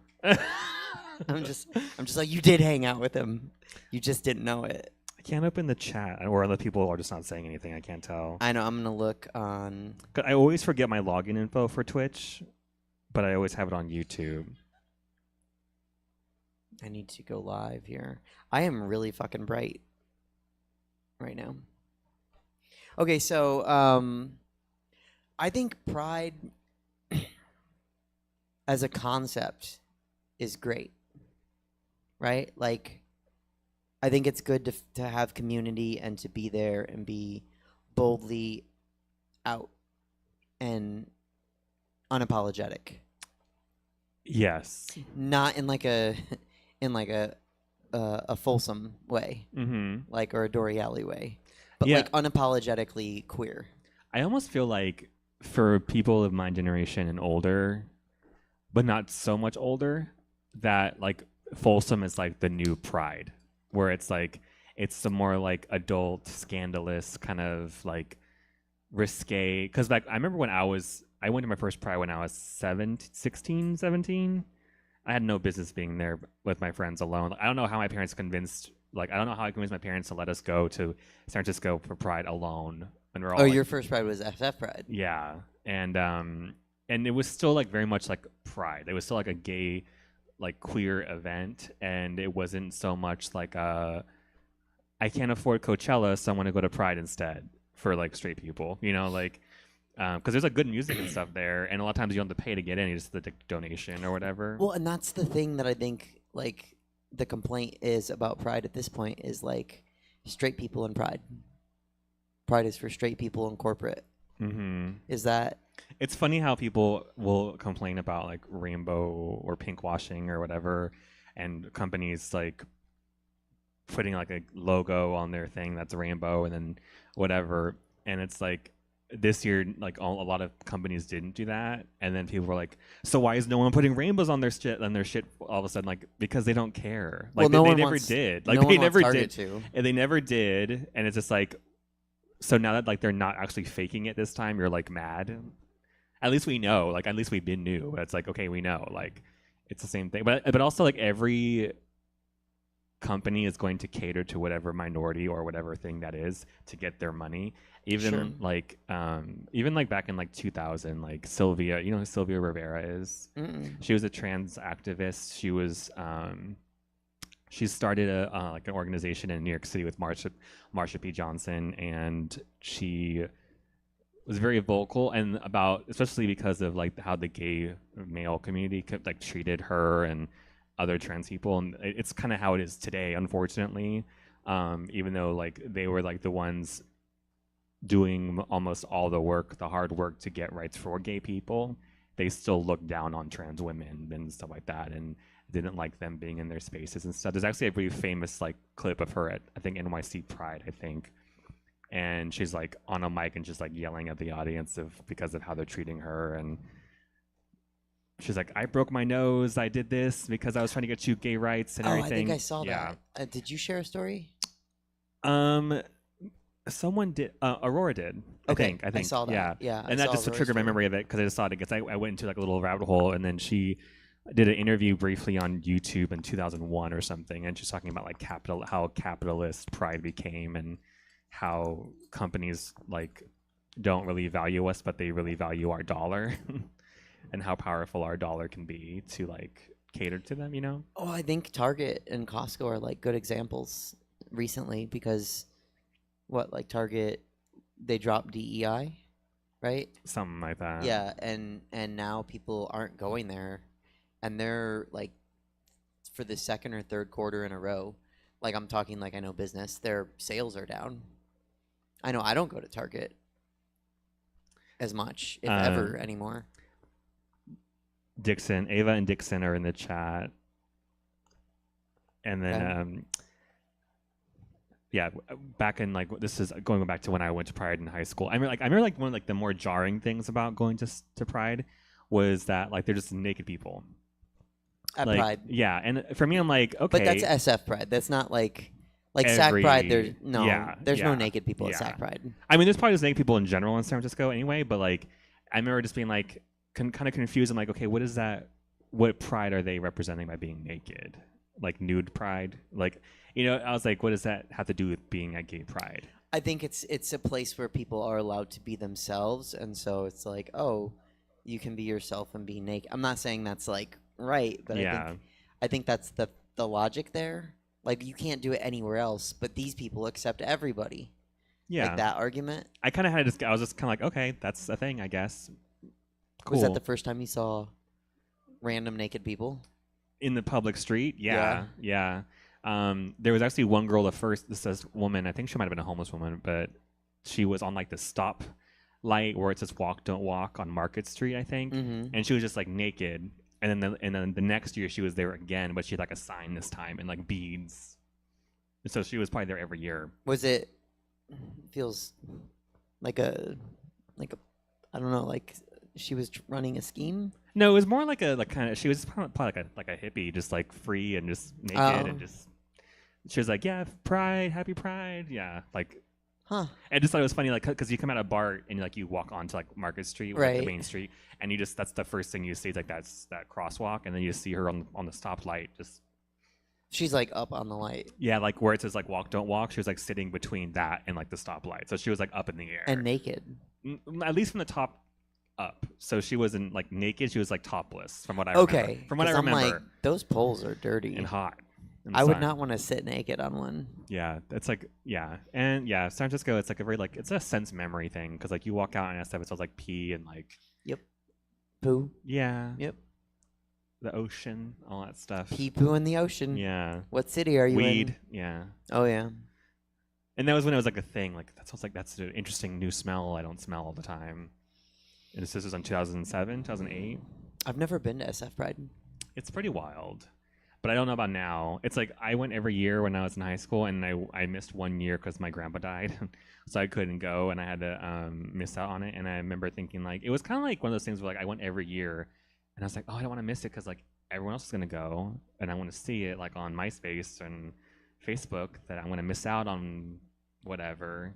Because it's one of those things where, like, especially if you come from a place where there's not a lot of like gay people to interact with, like that was one place like you might meet some other gay young person there from MySpace or from AOL Instant Messenger or something at the time that like you would only have that one afternoon to meet them. Like I got like hit on like for the first time ever at Pride, and I was so like taken aback. I don't know if they were being like serious or not.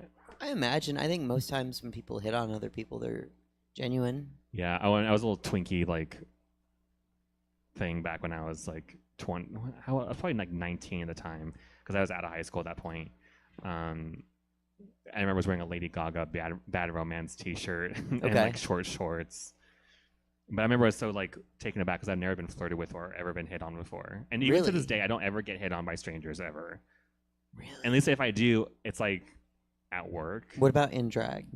In drag all the time, but Okay. it's in drag. It's like Bugs Bunny. Like I don't think of it as like being flirted with. Like I don't ever think of like I don't ever. I'm like because I don't. For me, my drag doesn't overlap or like intersect with my romantic or sexual life at all. So I don't even think about that stuff while I'm in drag. I just think like okay, like whatever. It'd So be like flirting with someone that's like at a play, like one of the characters on stage. kinda, yeah. Hi. And it's like, yeah, obviously, in that scenario, I'm Bugs Bunny usually, and- Right. And, like I'm talking like Elmer Fudd or something, and I'm just like, I don't. Well, that's kind of exaggerating because I don't play it up. I don't flirt back.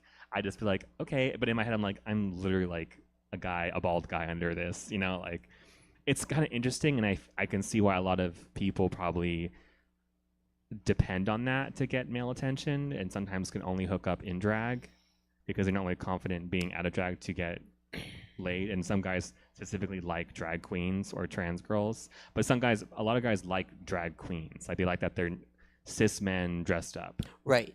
There are And- guys that that's always an interesting one for me. I like not me, but like the person that likes a drag queen but not a trans woman. Yeah, it's interesting. It's like a psychological thing. I don't try to think it's like a bad thing. I just think it's really intriguing and interesting. It's just I'm not saying good or bad. It's interesting. Especially now because a lot of guys are so open about it. Like I think I told you the story before, but I went during Halloween. I was working at the mall and I was in drag for Halloween weekend because I usually get in drag at least once a year for some kind of event like Halloween or whatever. And I was working at like we had a kiosk on the inside of the hallway, like an external piece of our store was like a little kiosk, like a cart that we can sell like other merchandise at. And I was covering for my friend's lunch or 15-minute break. So I was out there for like 15 minutes, not even like a full thing.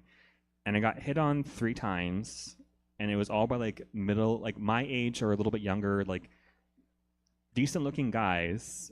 And I was so like, and I was clearly like not like a passing girl. Like I had like white contacts and a big like curly blonde wig and red eyeshadow and everything. And then so this one guy came up to me and he's like, "Hey, what's your name?"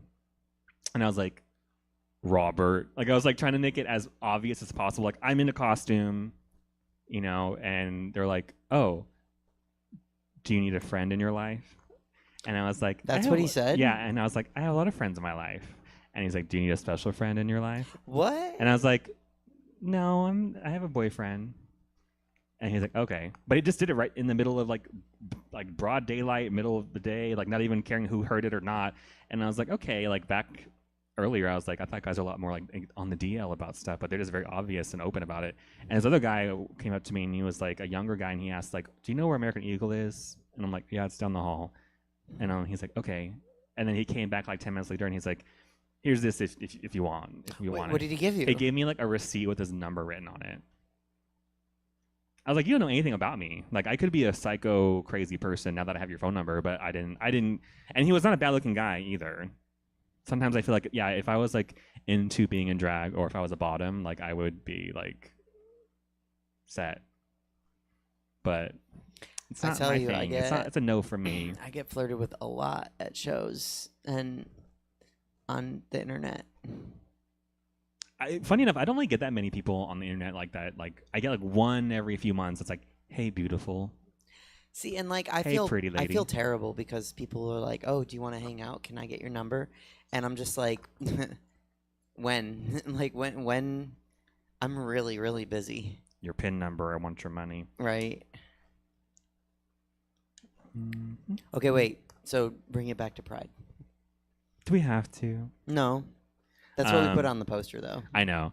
No, it's funny because I work at the mall again, and I work in a place that's very like, it's a novelty shop.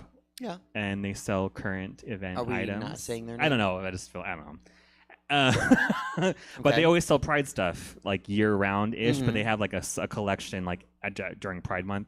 And this year they had a whole collection of Pride stuff based on Has Been Hotel, which is a cartoon on Right. Amazon. And then they have the collection at Pride, just like rainbow stuff. And it's funny because me and my friend, we kind of always comment, like, it'll be like a license plate cover that says, like, I'm so gay I can't even drive straight, or like, this car smells gay, it's an air freshener or whatever. And I'm like, that's kind of funny, but I'm like, I would never have this on my car because I would be scared that I'd be a target. And I kind of find myself living, I've said this before, but I was like, it's crazy how much of my life I live, and this is my own choice, like no one's forcing me to do this, but like I live a lot of my life based in fear. Really? Because I don't, like, sometimes I would like to dress more like androgynously or more like adventurous and stuff, like wear makeup or something, like not like a full beat, but like eyeliner or something. Sure. And I'm like, I just don't want to get hate crimed, so I'm not going to do that. Oh, I know. There was the time you did the brunch with me in Woodland, and you were like, well, that was during Scotland I know. Pride. You were like, walk with and me I to was the like, venue, and I was like, I'll come out and get you. I oddly feel more like comfortable being in full guiche Mm-hmm. or not at all. Mm. When I'm in half makeup boy clothes with a wig in my hand, it's almost kind of like I don't know, it's more obvious. I mean, I'm a suspiciously large woman anyway, but like amongst a bunch of guys in kilts and stuff, I guess it was like the one time I didn't have to worry about anything. Someone handed you a kilt. Yeah. You were late to brunch because Yeah. you were like playing a. But yeah, but otherwise I wouldn't really care if I goes. It was just like the parking sucks. So I'm like, how far am I from this place? And I want to, you know, Parked so far Yeah, away. and I parked in front of like a church too. So I'm Yeah. just like, not that I don't think I can defend myself. I just don't. I like to avoid that confrontation if I can. Do you think where you live or where you're from is why? I don't want to say why you live in fear, but why you don't like feel comfortable wearing like guy liner? 100%. Okay. If I lived somewhere more like, I guess, like if I lived in Midtown here, I probably wouldn't really care. If I lived in LA or like somewhere like Seattle, Like New York. New York probably got crazy people looking around. I follow some fashion people on YouTube and Instagram that are like actively live in New York City and like the maximalist fashions, and I'm like, I wish I had the nerve to just do that. Like, I really wish I just did not care like that. I don't give a fuck, but I really do. And it's like in drag, it's like when I'm in full drag at the club or whatever, I really don't. It's like the one time I don't like really have self-conscious feelings, but any other moment, and it goes down to like I was just talking about on TikTok because I was like, oh well, like based on like Pride Month, because I always talk shit and complain on TikTok, so I was like, let me just do something positive and like reflect on something nice. And I was talking about how when I was in school, I only had like one teacher in high school like defend me against someone who like called me the faggot like in front of her. And Wait, how many times did you get called that? once a day for 6 or 7 years. Yeah, it's funny because like my sister randomly asked me like at a high school, she was like, did you ever get bullied in school? I'm like, only every single day. And then they wonder why I am the way I am. Like I'm very like, Yeah, that's why you don't wear guy liner. yeah, I basically developed like a social anxiety off that whole experience. And because even before I even knew what a gay was or I was gay or whatever, like people assumed I was because I was feminine. And they were right, which is even funnier because when I came out as bi. So when I came out as bi in middle school, they were like, what? I was like, you all have been calling me fairy and gay for the last like 2 years. Why are you surprised? And I think it's funny, there's always like this like butterfly, or like when you get out of the cocoon, you come out of the closet and like I don't know, I feel like I see kids at like my work do this, so I'm like, oh, they just came out probably. Or they just discovered that they're gay or queer or trans or bi or whatever. And they want to buy all like their rainbow bracelets, and they want to buy like the pins, and they want to get like the flag and wear the flag around their necks and stuff like that. I'm like, oh, I remember being like that when I was like a freshman. Because I remember being so hopeful for high school because I'm like, oh, I was the only out person in my middle school, even though there were tons of faggots running around, but like I was the only out one. And so Sounds like something a farmer would say. so There's tons of running around the farm. So I remember being like, oh, there's got to be like gay people. I watched Degrassi. I know how this works. Like, there's at least one other gay person here, and it's funny how when I lived in fear every day because I felt like I was going, and I didn't like live in fear like I was scared all the time. I was just very overly paranoid and aware of my surroundings all the time. And I also got mugged once, so that also didn't help. But it wasn't because I was gay. I just was, I guess, an easy target. And it was. Did you have a purse? No, I had headphones on. Oh, okay. But it was like 3 p.m. on a Tuesday afternoon, walking home from the dentist. Yeah. So that fucked me up a little bit. And it wasn't like I was like scared or sad. I was just like mad because they were like younger than me. It was like a kid, like a teenager, but there's like 6 of them. So I was like, I couldn't really do anything. So I was just like, well, damn, shit. Took my phone, had dick pics on there and everything. So who knows who has those now? Well, was it locked? Probably not. I don't know. Maybe. But, you know, like if they stole it, I'm sure they found a way to get through it or whatever. I don't know. But, yeah. That sucks, though. I'm sorry. And it's okay. I mean, it's not okay, but it is what it is. And I think that's where I'm 34 and I still feel like when I see like a group of teenage boys, I get super anxious. Like I get super, and that's like half my job's demographic. Right. And I'm like, I just don't engage with the teen like boys, like that kind of frat boy kind of like fuck boy kind of energy, because they're always the ones that come in and they're looking at like the skirts and stuff, and they're like, oh, I'm gonna get this. Should I get the skirt? Y'all should I get the shirt? Look at me. Look at this hat. Look at me wearing this hat. Take a picture of me wearing this hat. I think part of that though is like I don't want to say internalized homophobia, but I think part of that is wanting to explore. Like I think if men explored femininity a little bit, especially straight men, I think it would be really healthy for the world. Because it's like, oh, look at me wear this skirt, look at me wear this hat. It's like, yeah, put it on. Mm-hmm. You know, see what it feels like. Because that's why they're saying it. They're like, I wanna experience this, but they have to encapsulate it into a joke or a tease. Where it's like, what would you do if I wore the skirt? It's like, I don't know. Hang out with you still? Like, wear the skirt, bro. Yeah. You know. So I think that's like Halloween is a good example of that. Like you get a lot of people like in drag, but no one made them. I do love when a straight guy can get into drag for like a Halloween costume or whatever, and not like even like think twice about it, and he just because it's like we're in on the joke with him. We're not gonna be like, are you a woman? Like the good like drag, or I think about like when I think like, or even actors that are very like comfortable for doing roles that like put them in a dress or makeup, Sure. and they like I'll always love Wesley Snipes because he did Tu Wong Fu, and he did Blade, which is one of my favorite movies, and I mean, because I think he was the most like realistic drag queen in that cast between the 3 of them. Because Tu Wong Fu has mostly like I think trans themes to it, not so much drag. I think that Noxzema was very much like a good like dynamic drag character.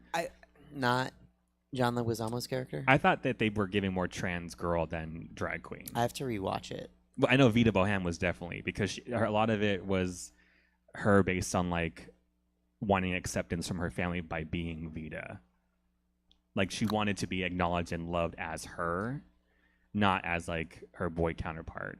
That is a thing though, and I mean, on topic of pride, it's like a lot of drag performers have to come out as a drag performer to their friends and family. Yeah. And or their coworkers, and it's like you come out once as gay, not everybody, but you know most 90% of drag queens, and then you have to come out again as a drag cross-dresser. performer.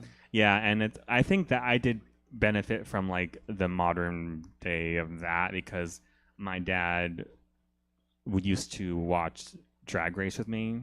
Really? Yeah, and my dad didn't really have like it's weird. I have a very complicated relationship with my dad, but he did like have things in the house that were like, well, I guess, I mean, duh, like he'd play Elton John and like Angela Lloyd Webber and stuff because my sister liked musicals and stuff.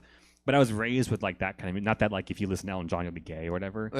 But I'm just like, and like being raised around musicals and like. But what is it if you eat his croissants, eat his cinnamon rolls? Talking about like Elton John farted on this.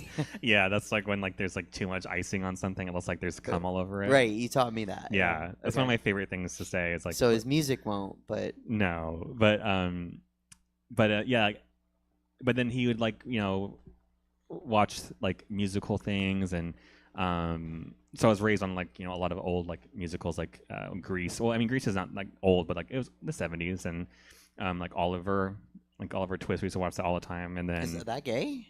no, but it's like Oh. most like guys I was like, what's most gay like about Oliver? most like fathers like won't really like just have musicals playing at the house. Like Yeah, mine, mean- mine was playing Rodgers and Hammerstein. yeah, So I was getting like the older, like Cinderella. no, like South Pacific Oh. and Oklahoma, Okay, and what was the other big one from Rodgers and Hammerstein? well Cinderella.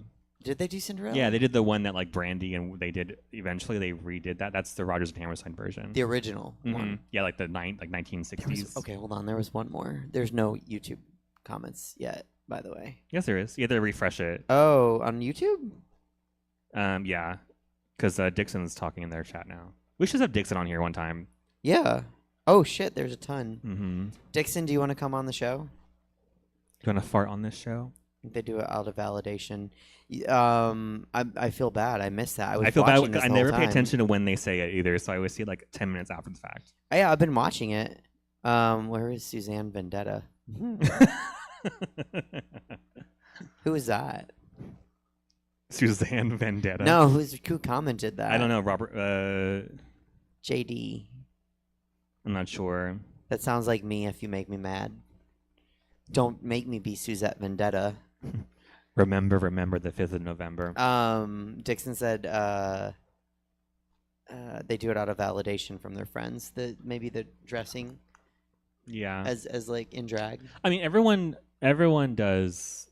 I learned after doing drag and just living life is that everyone's just doing their own thing, and it's hard, and it's not really worth the time and effort to try to like define and like break down someone else's identity or experience unless they want to share that with you. But if someone wants to be like, I identify as this, and that, then I'm like, okay, work.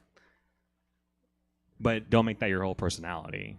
Like, I think some people make like their identity their personality. Whereas like for me, like I'm a gay cis man that does drag, but that's not like me all the time. Like that's not going to be like the conversation I'm having all the time. And I do think also that there's a spectrum of when it comes to gay cis men, like how a lot of them have disregarded people in the community when it comes to like pride, like the gays who are not about transgender people. Mm-hmm. And then there are people who just make gays look bad in general. But then there's a lot of people who kind of, I think, also disregard gay male experiences as far as like oppression. Like cis gay men are not the most oppressed people in the community, especially white ones. Right. But I think a lot of people think like, oh, well, you can't know oppression because you're not POC, trans, or disabled, or whatever. I think everyone can know oppression. I think we've talked about that before, where it's like, I think someone called it the oppression Olympics, or like. I said that like the oppression pissing contest. Yeah. It's like, I think in a room full of like straight normative people, a gay man might know oppression. Yeah. But in a room full of, LGBTQ people, a white cis gay man might be the least oppressed from that group and from society. Yeah. But it doesn't mean that his like experiences are less valuable. No, they're not like less real or less valid.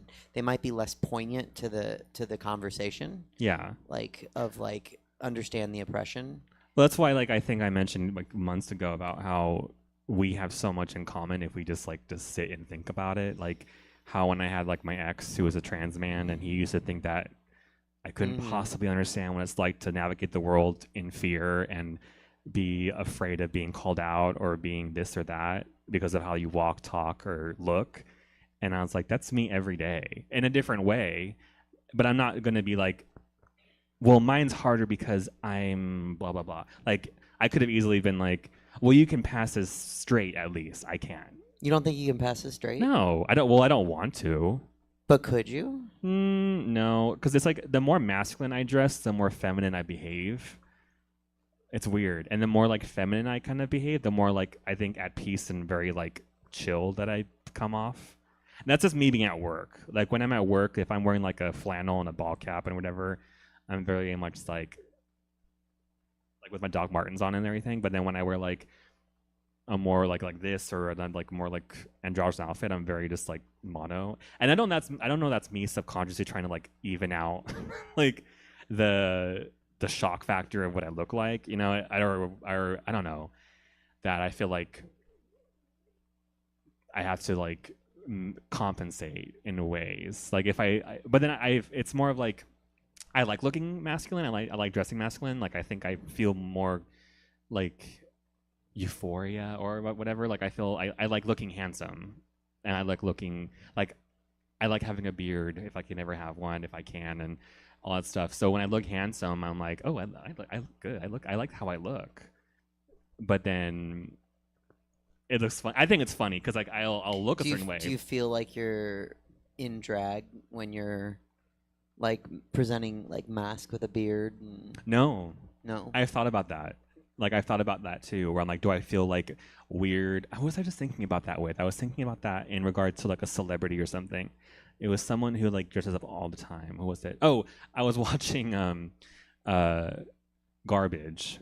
The band? Okay. And Shirley Manson always usually has like I was like daytime talk shows. I said daytime talk shows, you say.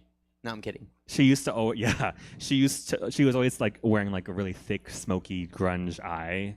And in one music video, she's wearing like clean face of makeup and her hair is like nice and clean and she's wearing like a 1960s outfit. And she's just like, I feel like a whole different person in this outfit.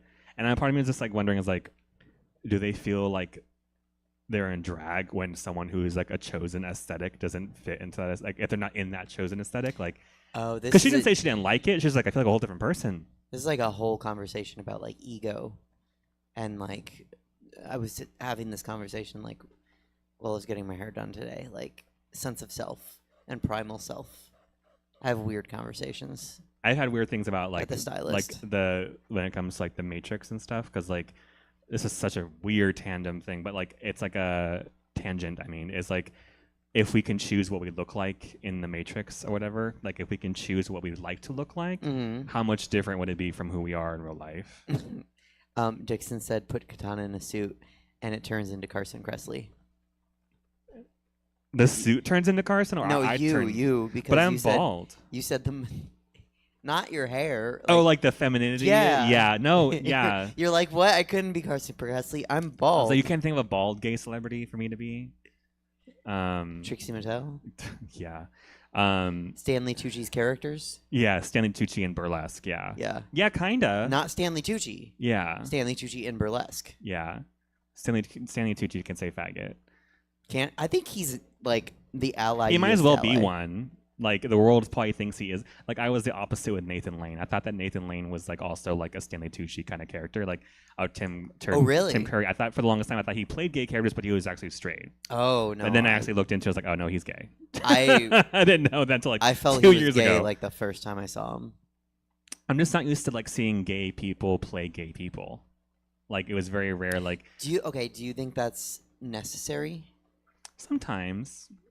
As someone with acting background, I'm not saying like anybody can play anybody, but I think sometimes casting the person who is already that is like, oh, okay.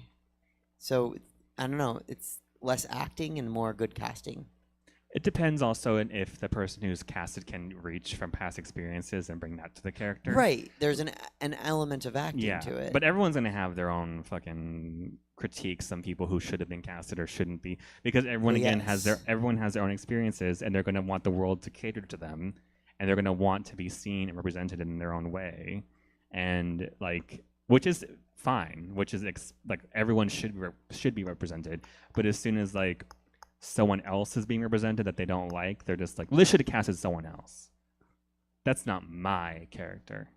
So when it comes to like things based on source material that's well liked, it's like there's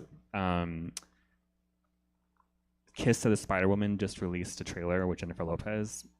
It's a movie musical coming out, I think, either at the end of this year or I think in the winter time of this year. Okay. It's a musical. It's a movie musical, and it was like famously played by Cheetah Rivera on Broadway and everything. And people are just like, a lot of the comments on the actual Instagram post are pretty positive, but when you go on like YouTube or whatever, people are like, I fucking hate Jennifer Lopez. They could have got anyone else. She's gonna ruin this movie. I fucking hate when she acts. And it's one of those things I'm like, I know there's a lot of things that people don't like about Jennifer Lopez, but it's just one of those things where this is just an example I'm using that like how many people's opinions are based on just what they've heard from someone else saying it. Oh, I think a lot. It's like, oh, I heard that people don't like her. I don't like her either. She's annoying. Or it's like a small thing, like when Ariana Grande licked a donut, and everyone hated her. Or when she's like, I hate America. Right. With I think that was. She should go away from America. She hates it. I think that was the same day, actually. Yeah, it was like the same place. Right? It was like the same moment in time. Yeah. Like she licked a donut and said, "I hate America." Yeah, I think it's like a literacy thing where people can't understand what she was saying. Like, you can hate something and also not like mean the entire country. That's context, and also context matters. Yeah, but I think people just lack that kind of. It's like the lack of awareness, like, or when people can't understand satire, or when people can't tell that things are staged. Or and, like, sarcasm too. Yeah, but there's a lot of things like on YouTube and Instagram that are clearly staged, like skits that people are just rage baiting people, but Right. people are just like, is this real? My favorite, I say, because it's not my favorite, is anything on the airplane that's like clearly not a real airplane. With like the blue LED strips in the back. Someone like on the community nights on Twitter, they're like, you can tell this is a set because this same set's used in multiple videos. It's like a guy like slapping a girl. Or or it's like, always like some outrageous thing on an airplane, Yeah. and it's like, I mean, weird things do happen on airplanes. I don't think they need a fake content, but yeah, but you don't get them recorded usually. Yeah. Well, the girl with the one that's like, that motherfucker is not real. That was definitely recorded. Yeah, but it's just like, that's more fun to me because I don't know what the fuck she's talking about. Whereas if I see some guy clearly in frame and focus slapping some person, it's like a big deal. Like, I'm like, it's weird. I'm like, do they think people really think that we're stupid? And we are, because people fall for it. Like, and I also hate when people, this is just a sidetrack thing, I hate when people can't tell when a poster or a movie trailer is fan made. That bugs the fuck out of me. But you make posters and you understand graphics. But I also follow like movie news, right? But so it's but obviously in this movie, like, oh, like Beetlejuice 3 is coming out, and it's like a picture of like Michael Keaton and Jenna Ortega and whatever. I'm like, they never even like announced it was even happening yet. So it's like, it's getting harder to know. Like, okay, so Kesha and all the controversy with the AI single cover. Did you see that? No, I just saw like the one with like the pink circle on her face. So. Okay, hold on. I want to check. The little girl singing Moana on the airplane is real to me. Oh yeah, that one's real. Yeah.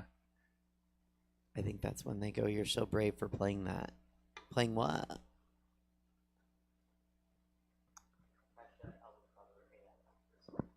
Okay, let's see. So this image, she got like just annihilated. Oh yes. For using that I as remember a single that. cover? Yeah, I remember that. Yeah. And my thought was like, why wouldn't you?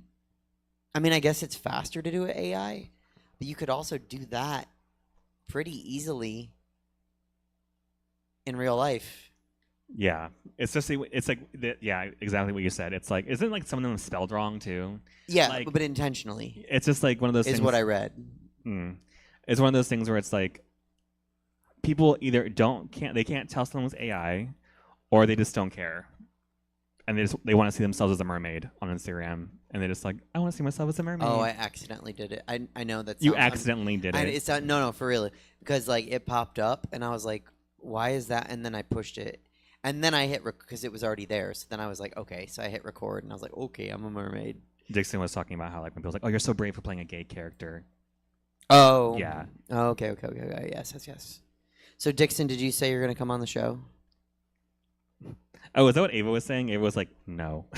She said no to something. I don't know what she said. I forgot Ava was Goldfish. We should have people call in. Like, they should like DM call like the Say Yes Instagram, and we should just hold them up to the microphone. Oh my god, yeah, I would do that. I've done that like at brunch or something. Like held the phone up to the microphone. Dixon, go on Instagram and DM message the Say Yes podcast and call Suzette. Well, we don't know if Dixon has anything to say. Well, just to say hi, or just to clarify what they're saying, I guess. If they have any input, like a radio show, like we'll hope you call in. That's true. We like a little call-in line. Mm-hmm. Like, oh, we have Dixon on line 1. Mm-hmm. Which is And Instagram. then Dixon's like first-time caller. Oh, is it? No, Oh, that was Liz. oh, Liz calling in. Yeah, Liz is calling. Is in. she really? No, Oh, damn it. she was saying okay. Wig, okay. Okay, so I hope no one tuned in wanting to hear about Sacramento Pride, but I don't. Do you have any thoughts on it? Not really. Okay. Like when I said that I wasn't getting booked, I also said like, well, I wasn't a podcast where we actively talk shit about the person organizing it, so I don't expect to get booked, to be honest. Oh, for Sac Pride? Yeah. I actually got feedback, by the way. From that person, or You were not involved in like it was that person's very upset with you, but with me. and Taryn, right? Yes, Yeah. and it's I always- heard some stuff about it, and I'm like, well, it comes with the territory. Like, it's one of those things. Like, if you want to talk about it, be about it. Like, if I'm going to talk shit, then I'm going to have to face the consequences of talking shit about said Right, person. yeah, I'm not bothered by Yeah. it either. But also, they weren't in charge of booking everybody, so it's not like an issue. But they controlled who was the MCs. I'm assuming. Right, and then so I mean, if you have your generals do work, I do think it's funny how there's someone in SAG Pride that has an entire slot and stage who actively went on a very popular podcast and said how uncreative the city is, and it's not only missing anything by not being part of it. well, and then they didn't book SAC people. It is what it is. Yeah. Well, I mean, that would be weird if they did. They're doing Stockton Pride. Really? Yeah, the other, not the San Joaquin Pride Center, which is the one I usually work Right. with. Stockton Pride is on the There's- 21st. There's one by the Central Valley Gender Wellness Center, which is a different organization that I'm not personally affiliated with. Is that the 21st? Whatever's in June, because Stockton Pride that we do is usually like in October. Oh, okay, because that's the one I did last year. The And one like then- in the park. No, I didn't. Remember, I did Stockton Pride. Well, the one that's for San Joaquin. That's for like the one Helen works at. Okay. That's in October. Okay. The one there's another branch off organization that's like a Stockton Pride Center, but it's different name. Okay. Their Pride is this month. Right. It's June 21st. Yeah. Because I'm the Empress now. Oh. Like, yeah. And so like they were like, "Do you want to go to Stockton Pride?" And because San Joaquin's part of my territory. Yeah. And now we should probably explain that really quick. But anyway, they were like, "Can you go to Stockton Pride?" And I was like, "No, I'm going to be in Woodland for Woodland Pride." That's also 28 counties. It's huge. Mm-hmm. But yeah, so I was like, I can't go. So I don't know if you're working or if you want to go. I'm not really affiliated with that. I don't associate with that group that much. Fair. And I don't really wish them any ill will or anything at this point. Like I have just kind of become okay with just not being part of the conversation anymore. Like I That's kind of how I feel about Sac Pride. I'm like, and I think from a performance standpoint, I think my complaint, and I mentioned this twice to people from the center, like once in the center and once outside the center, having like a private chat about just about everything in general. I think, and like, take me out of it. Like, me personally, take me out of the conversation. But I think it's weird that Sac Pride books a show and they create this image of Sacramento drag that does not feel reflective to me of Sacramento drag, which is fine, but I don't know. See, I also don't feel like I can really talk on it because I don't like live here, so I don't really have like a say. But I know that like in my That's why I don't say the F word. Yeah. Yeah, I don't live there. But that's why I like my opinions are based on this, my personal opinions, not like on this, you know. And I know that other people I know share those opinions too. Say it again. I just said it's like when it comes to like who I think are getting opportunities despite talking shit about the city in general, they that opinion that I share is shared with other people as well. Oh, about Sacramento? Yeah. No, I mean like about them Ah. getting booked and opportunities in Sacramento. Well, that all stems from the person doing the booking for the Pride Center. Yeah. You know, and it's It is what it is. It's just, and that's another thing where I'm like, there was a Stockton event this past weekend, and it was like an honors brunch. I think it was like a very fancy like gala event to like give out awards for like local people in the community. And there were 3 drag performers, and they didn't ask anyone in our area. This was in Stockton, mind you. They didn't ask anyone in our area except for Bijou, and she was in Japan, so she couldn't do it. And I don't, who did it? Sasha Devereaux, Cervix, and Rubik's Cube, which I don't mind. I'm actually cool. Like I'm Sure. I'm neutral, and I'm cool with Sasha. So like a gig is a gig. So if they ask them, I'm like, I don't blame her for saying yes to it, obviously. But like the fact that like I'm very much the person that's like I don't always want to go to somewhere, but I like to be invited. I thought you were showing me something. Oh no, sorry. I was So I'm scratching like, my- it's one of those things. I'm like, okay, like we've been doing drag in Stockton for 13 years, and they didn't think to ask anyone of us. I think a lot of people don't know. People get an impression of what the scene is, like a drag scene, and what they think, who they think should be doing what. And I mean, just like anything else, there's a lot of mechanisms in play in like who actually makes things happen, or who actually builds up the scene, and who just comes in for a gig, and like, you know, I mean, it just depends who you ask. Yeah, like I don't ever like fault the people who do the event because like a gig is a gig, like that's fine. Sure. I've done Vacaville Pride. I've Well, done like Prides yeah, I'm not like from. are people gonna I be never like, no, set- I don't want that gig. I never set foot in that city, but I'm like, I'm here at your Pride, you know. I 'cause, did like, Sassoon City Pride last year. where is that event? That is like, it's like past Vallejo and Vacaville, yeah, and I or feel maybe like because like before Vallejo. I'm literally doing a brunch in Dublin on Sunday, right? and because I think because I was asked to because they saw me do my abracadabra number at Badlands on Instagram, so they asked me to do it. So I was like, part of me was like, I feel kind of weird booking a show that's not my city, but also I'm like, there is not really any drag in Dublin at all. So it's like one of those things like, it's one thing that there's no drag at said place as it is, but again, it's like and I thought it was just because the person who booked the people just didn't know who I was. I was like, he probably doesn't even know me, so I didn't really think much of it until I found out. I was like, they're like, no, he knows you, he just didn't ask you. And I'm like, Oh, the one okay. in Stockton? The one who organized the event in Stockton. Well, I mean, that's happens a lot. Yeah, to and I'm me like, here. work. Well, I mean, but SAC is like a big city scene. True. We have one show of like 9 people. Right. And it's been around for like Someone over just a asked decade. me last night, am I going to be there on Tuesday? For the No. Celebrity Deathmatch night? I don't know, just I think in general, and I was like, when they ask me to. Oh. Yeah, we're like- doing a lip sync battle show as celebrity impersonators. But we're not doing any of the songs. We're just gonna lip sync as the performer, as the celebrities. So it's like not like as Ariana Grande. It's like, I mean, there could be like we're not gonna spoil any of the celebrities, but like it would be, imagine like Ariana Grande versus Jennifer Coolidge performing WAP.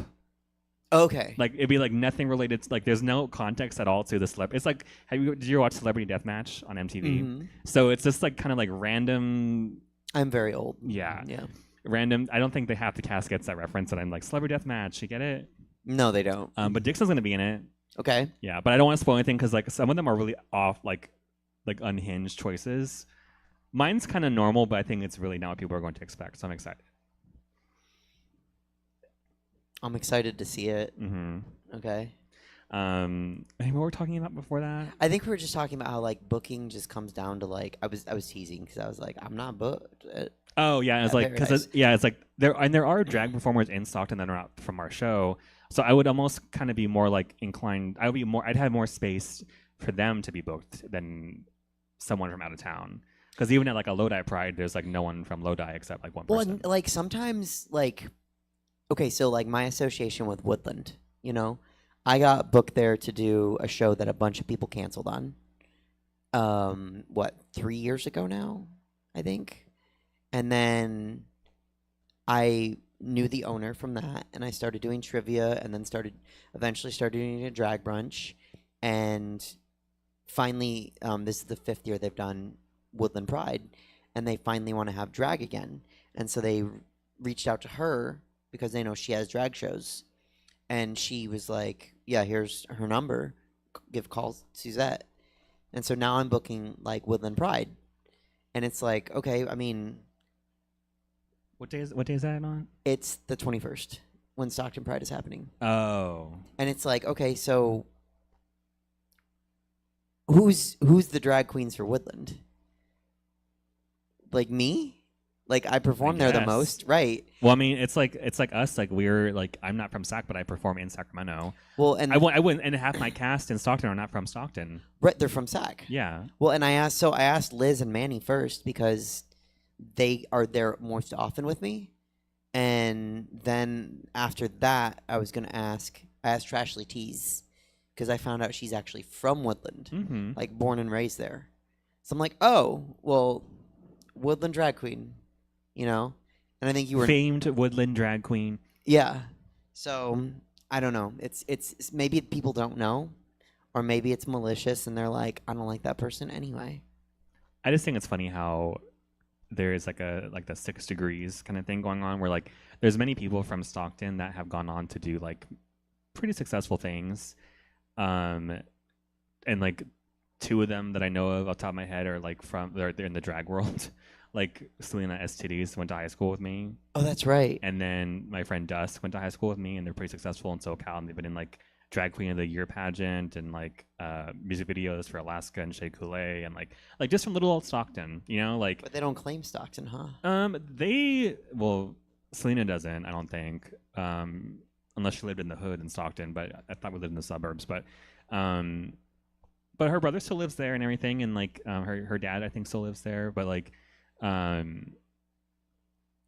Not that we like claim her, but it's just like she went to high school here. She was raised in the Bay Area, to be fair. But like it's funny how like those paths cross and like one of the girls I went to like this isn't drag related, but one of the girls I went to high school with was also like in a very major production of Cats in New York City. We don't have like a homegrown drag performer from Sacramento like that. Like Selena Titties. Like someone who like went on to be successful somewhere else. Well, right, and we have people that have like Lady Camden like started drag here, and Deja performed here all the time. Yeah. Well, I never even met Lady Camden until after she filmed the show. I met her because I did a brunch with her, and I remember they were like, "She's in the new cast. Do you want to get your selfies with her?" I'm like, "I have never met this person in my life. Why would I fucking care about her?" I met her but after she was nice, she so. filmed the show, but before it aired. Yeah, it was after she filmed it. She came back, and then we did a Badlands brunch. Oh yeah, so you were probably there, right? Yeah, that's and then the one. I remember they were like, "Get your selfies," and I'm like, "I don't fucking know who she is." Oh, you did that brunch with her? Mm-hmm. Like so. And then we so did maybe like, Apple was and there then we that did day? we also did a Fridays or a drag or Sunday night showcase or something. It was when we did the whole like Spice Girls, me, her, Helen, someone else, and it was like we did a whole Spice Girls medley. Okay. Anyway, but yeah, it's wild. But I say that because like there's a running theme of people just not being very like appreciative of like the artists they have living in their backyard.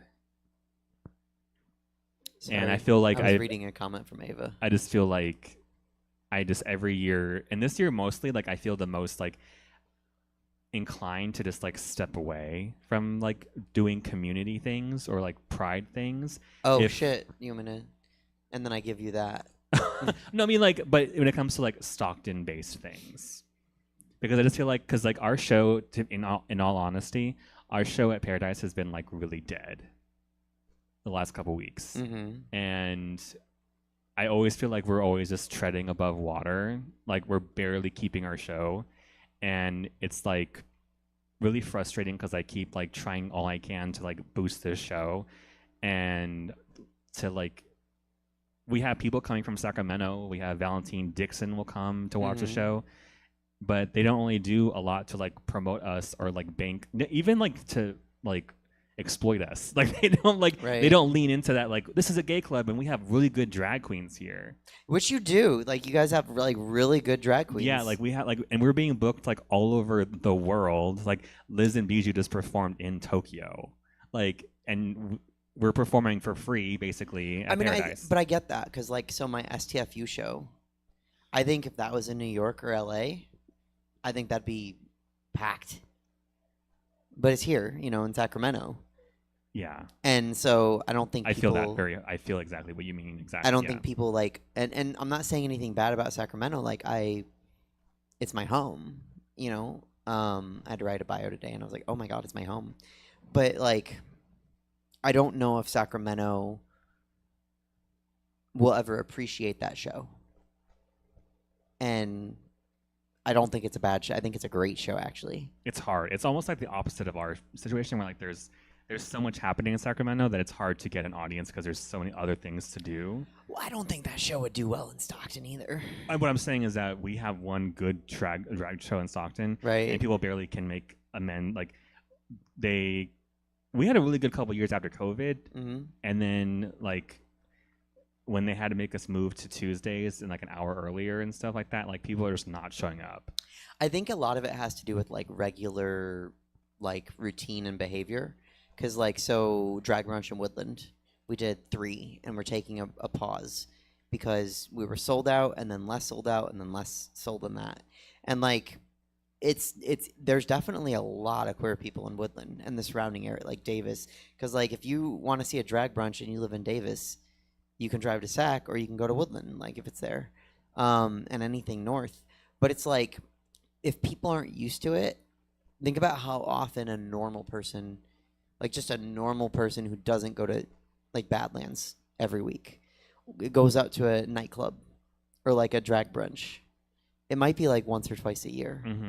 It's like a big deal. It's like, oh, so and so's getting married, or it's like a bachelorette party, or like, oh, we're celebrating, or it's my birthday. And like that's so I think maybe that's part of that, is they moved you to a night that was off of the regular routine for people, and people have their Tuesday night like groove that they do. Yeah. And so it's hard for them to break out of that. And then of course, like, you're damned if you do, damned if you don't, because like your show's routine, so like people know it's there and they can come whenever they want to, but also that lets them say like, I'll go next week. Yeah. So I think that's a huge part too. But I mean, it is, I would say that Eden is like a gem of a drag show in the middle of a strip mall. It's a diamond in the rough. Really, no one knows about it. Yeah. Yeah. And it's like, it sucks. It's like frustrating because it's like, we'll have people who come like I have a couple that they've come almost like every week for like 10 years. And it's like, not to like disregard them, we always try to acknowledge them. Disney, right? I'm thinking of the couple. Yeah. Yeah, okay. Brian and Joe, yeah. And like, well, I was you're naming names. Well, because they're the loyal fans. They are. And I will always try to like, because they work for at the Stockton Civic Theater, and they're like theater gays. They got married there. Good for them. Yeah. In it's the the gayest thing proscenium. I've ever seen. You ever see a gay wedding in a theater when they came in singing and everything? Oh my God. Yeah. I was like the one reception, the one ceremony, I was like, I wanted it to keep going, and it was like, oh, it's too short and sweet, but I was like, I want to hear more songs, like more wedding theme songs. You know, a good musical always leaves you wanting more. Yeah, that's true. Yeah. But they've come almost every week, like for again like 10 years, and they've like changed their work schedules to be available to come. And I don't expect everyone to come out every week, change their work schedule, come out, spend money or whatever for free, basically. But it's like really just like, what's the point? If no one's coming, then what's the point? And it's one of those things I'm like, art. Huh? Art. It's art, but then without an audience, what is art to look at? Agreed. I mean, so I also kind of am fighting that battle with like, so Makeup and Mimosas at Badlands was like, I don't know if a drag show can get better in terms of just consistency, and everyone was left happy, right? Like that was like peak. I love Badlands drag brunch there. Yeah. Right. No, and I at least twice a week somebody says to me like, I miss that, and I'm like, oh, the best time of my life, I miss it too. Like the happiest moments of my life are during that brunch. And we had so many people, and like, of course, during the pandemic, we were gonna have people coming routinely because there was nothing else to do. But after the pandemic, they still kept coming, Yeah. like at least twice a month, once a month. So I think now that we're not there, and a lot of people still think Makeup and Mimosas is up in Roscoe's, and it's like, no, that's not. Mm-hmm. That's just Roscoe's Drag Brunch. Yeah. Nothing good or bad. It's just that's not the same show. Yeah. And I think now that we're still doing Makeup and Mimosas, and it's like, how do we get those people to come back? Like, how do we remind them? Because I think if we had started doing the show right away at a new venue, I think they would have just kept us in the routine. Yeah. But they kind of it's almost like the same thing happened to like me, and I, I've talked to Taryn about it too. Like, I used to do brunch every Sunday morning. Every Saturday night was setting up chairs and tables. Yeah. I remember, like 3, 4 a.m. How late were you up? It depended. We got really good at it. So we'd start at 2 because the bar had to be Closed. Like, there could be employees still. We'd set up Yeah. around the employees and the mopping. But if we started right at 2, towards the end, we could do it in an hour. Okay. It also depended on the setup because we were very modular, and like Taryn took the reservations personally. She was like, I don't like that. No, but she like personally wrote them down. So if we had a 6 top, she'd figure out a good spot for them. But if we had a bunch of 2 tops, like room full of 2 tops, then we were like, shit, we need to figure out how to do that because our tables, we usually don't lay it out like that. But we'd lay it out like that. It was just different setup. But our fastest setup probably happened in like an hour and 15. There was one time or a couple times where she was out of town. Apple helped one time, and then some of the managers helped me a couple times. And then there was one time where I was just completely alone. Like Utterly nobody. alone. Yeah. And it took me, while being alone and like getting the chairs and tables up on the risers and stuff, that took me until 6 a.m. Jesus. But the first time we did it, it was like we were done at 4. It was outside, Oh, that's right. and we thought everything was gonna get stolen. So we took shifts being awake, sitting at the tables, Oh my God. because we were like, oh, we don't want to leave the chairs and tables. COVID was a fever dream. It's a different time. Yeah. What all song? right. Dixon said what song? I forgot. Were we talking about songs? I don't know. What Dixon? What are you talking about? This color makes me look tan. This probably makes it look like I'm pale as fuck. Yeah, you make me look tan. The ghost next to you makes you look Right. tan. Um, Steve Bezos next to you makes you look tan. All right, just in case Dixon doesn't respond, anything else that you want to? Oh, I can't explain. So this is a certificate Mm-hmm. that I'm dubbing you what Imperial Crown Marquesa. Mm-hmm. Yeah. So you just said like, I don't want to do community work, and I'm like, do more. Well, I mean, like, I know what you meant. Yeah. I know what you meant. No, I think that's the gay wedding. I'll do community. I just won't do my own. That's what Dixon No, said. The gay wedding. I don't know. It was a musical. Like they're like real musical like gays. I only know like the mainstream ones that get movie adaptations and what. But it was something like, Mamma Mia.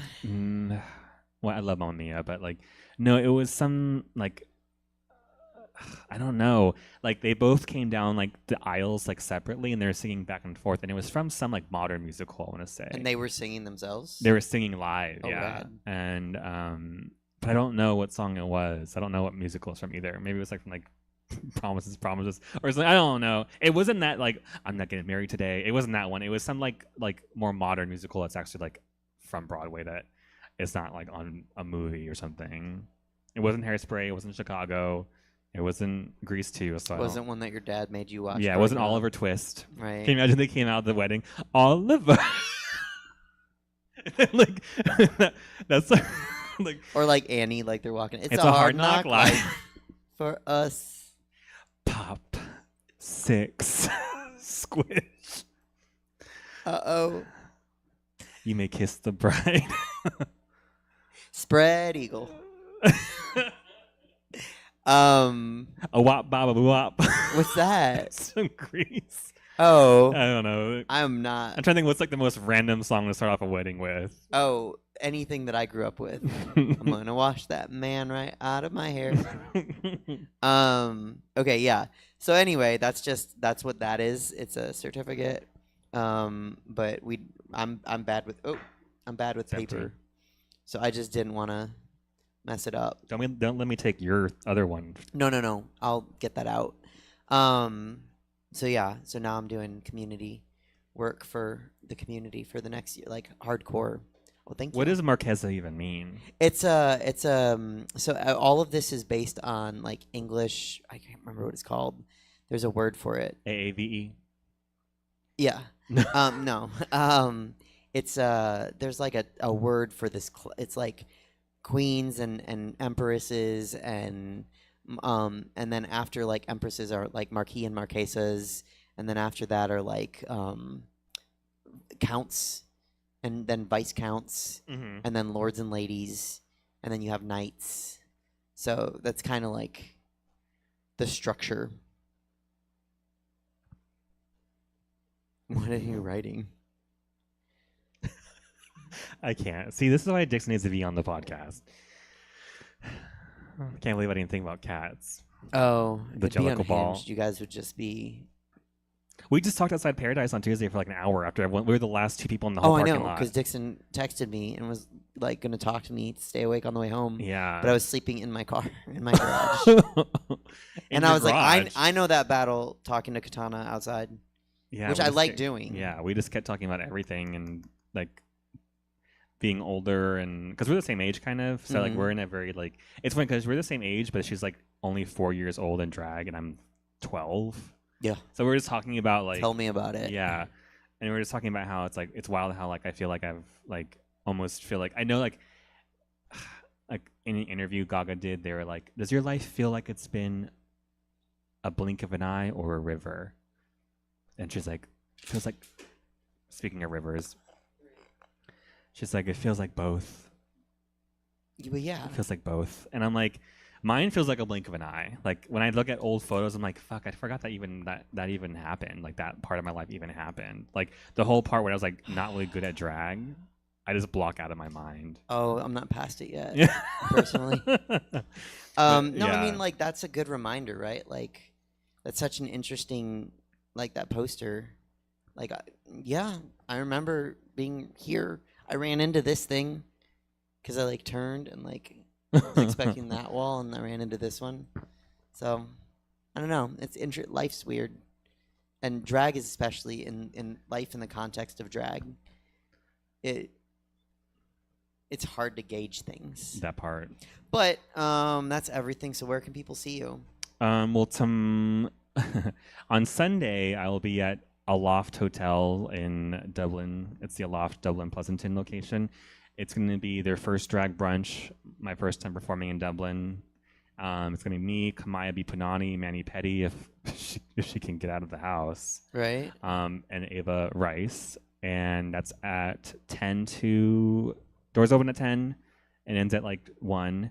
You can get tickets on Eventbrite, but you can find like the link on my Instagram. There's like different ticket options. There's like the all-inclusive package, which is like all-you-can-eat buffet brunch, bottomless mimosas, the show, and then there's also just the show or just the mimosas or just the show and the food. There's like different things. So like Okay. you don't have to pay for everything if you don't drink or if you don't want to eat. But I think a buffet brunch is kind of cool. I don't think I've ever seen a buffet brunch. Buffet brunches at hotels are generally pretty good. I've seen some of the events because the guy who booked us does like the event coordinator, and he does Mhm. like they did like a Sweet 16 party there. They did like another thing, and I was like, oh, this is kind of cute. And I was like, dang, if it wasn't so fucking hot, they have a whole like patio outside their pool area. I'm like, that would have been cute, but it's like June, so Yeah. it's gonna be hella hot. So I'm like, I was like, Pride poolside brunch when? And then we're like, we'll do it one day maybe. September. Yeah, but it'd be cute. I mean, they're comping our room. Not my birthday month. But then yeah, so that's on Sunday. On Tuesday, it is the Celebrity Deathmatch Lip Sync Battle at Eden in Paradise at Paradise Nightclub in Stockton at 9 p.m. That's got basically everyone in Eden plus Valentine Rose and Dixon Her, and then on I think the 22nd is the only other booking I have. Okay. That's at Roscoe's. No. Good Luck Lounge. My show? Yeah, No, I'm doing. that's a night show. We're doing. You said brunch and. Oh. Yes. I'm doing both, right? Yes. Yeah. Yes, then it is at Roscoe's. Yeah. Thank you. Yeah, I because I was forgot. like, because you booked me for Queens of Comedy, but I was like, Yes. And then you're like, do you want to do a brunch? I'm like, is that the Yes. same night? Thank you for reminding Yeah, me. the same day Woo! as I was like, so I'm gonna be in drag from 10 a.m. till like what 8 p.m. Yes, welcome to Yeah. Suzette Sunday. Yeah, might as well get it all in. Yep. I'm crazy. I'm gonna be in Reno tomorrow, and then Punchline on Sunday, and then I'm actually speaking at the Capitol next Saturday for a political rally called No Kings. But at first, I got a heart attack because I was like, "Oh my God!" Hourglass. No, I thought it was like No Kings. I was like, I don't like. We just had that town hall, but then I was like, "Oh, it's about Trump. Okay, I'll speak." Oh, because it's like he's not a king of right. Yeah. And then Pride, and then I don't know. We're doing our first court. We're doing a car wash on that 21st. So I'll be in Woodland. That'd be fun. Yeah, and then we're doing a show together on the 22nd. A full day. Full day. Brunch and evening show. You have 2 opportunities to see us both in the same show. Yes. I might be doing the same numbers, so I apologize in advance if you see 2 Come numbers. watch us degrade from time. Because it's Roscoe's brunch, so we're gonna do 2 shows there. We're gonna be so tired. That used to be my every Sunday during the pandemic. Yeah, couldn't. With here in. That's in like the a middle. once in a few months kind of thing. Okay. I think that's everything. Thank you for coming in person. Appreciate it. Thank you. Thank you, Stab and Jesse, for having us. Make sure you check out all the shows that Stab offers and come out to a show. And my STFU show is the 4th Saturday. So if you want to come out to that, I think that's the 28th. So you got to do another one of those too. I know. I haven't done it in a while. I have to write some new material. Well, or you work on the material you had.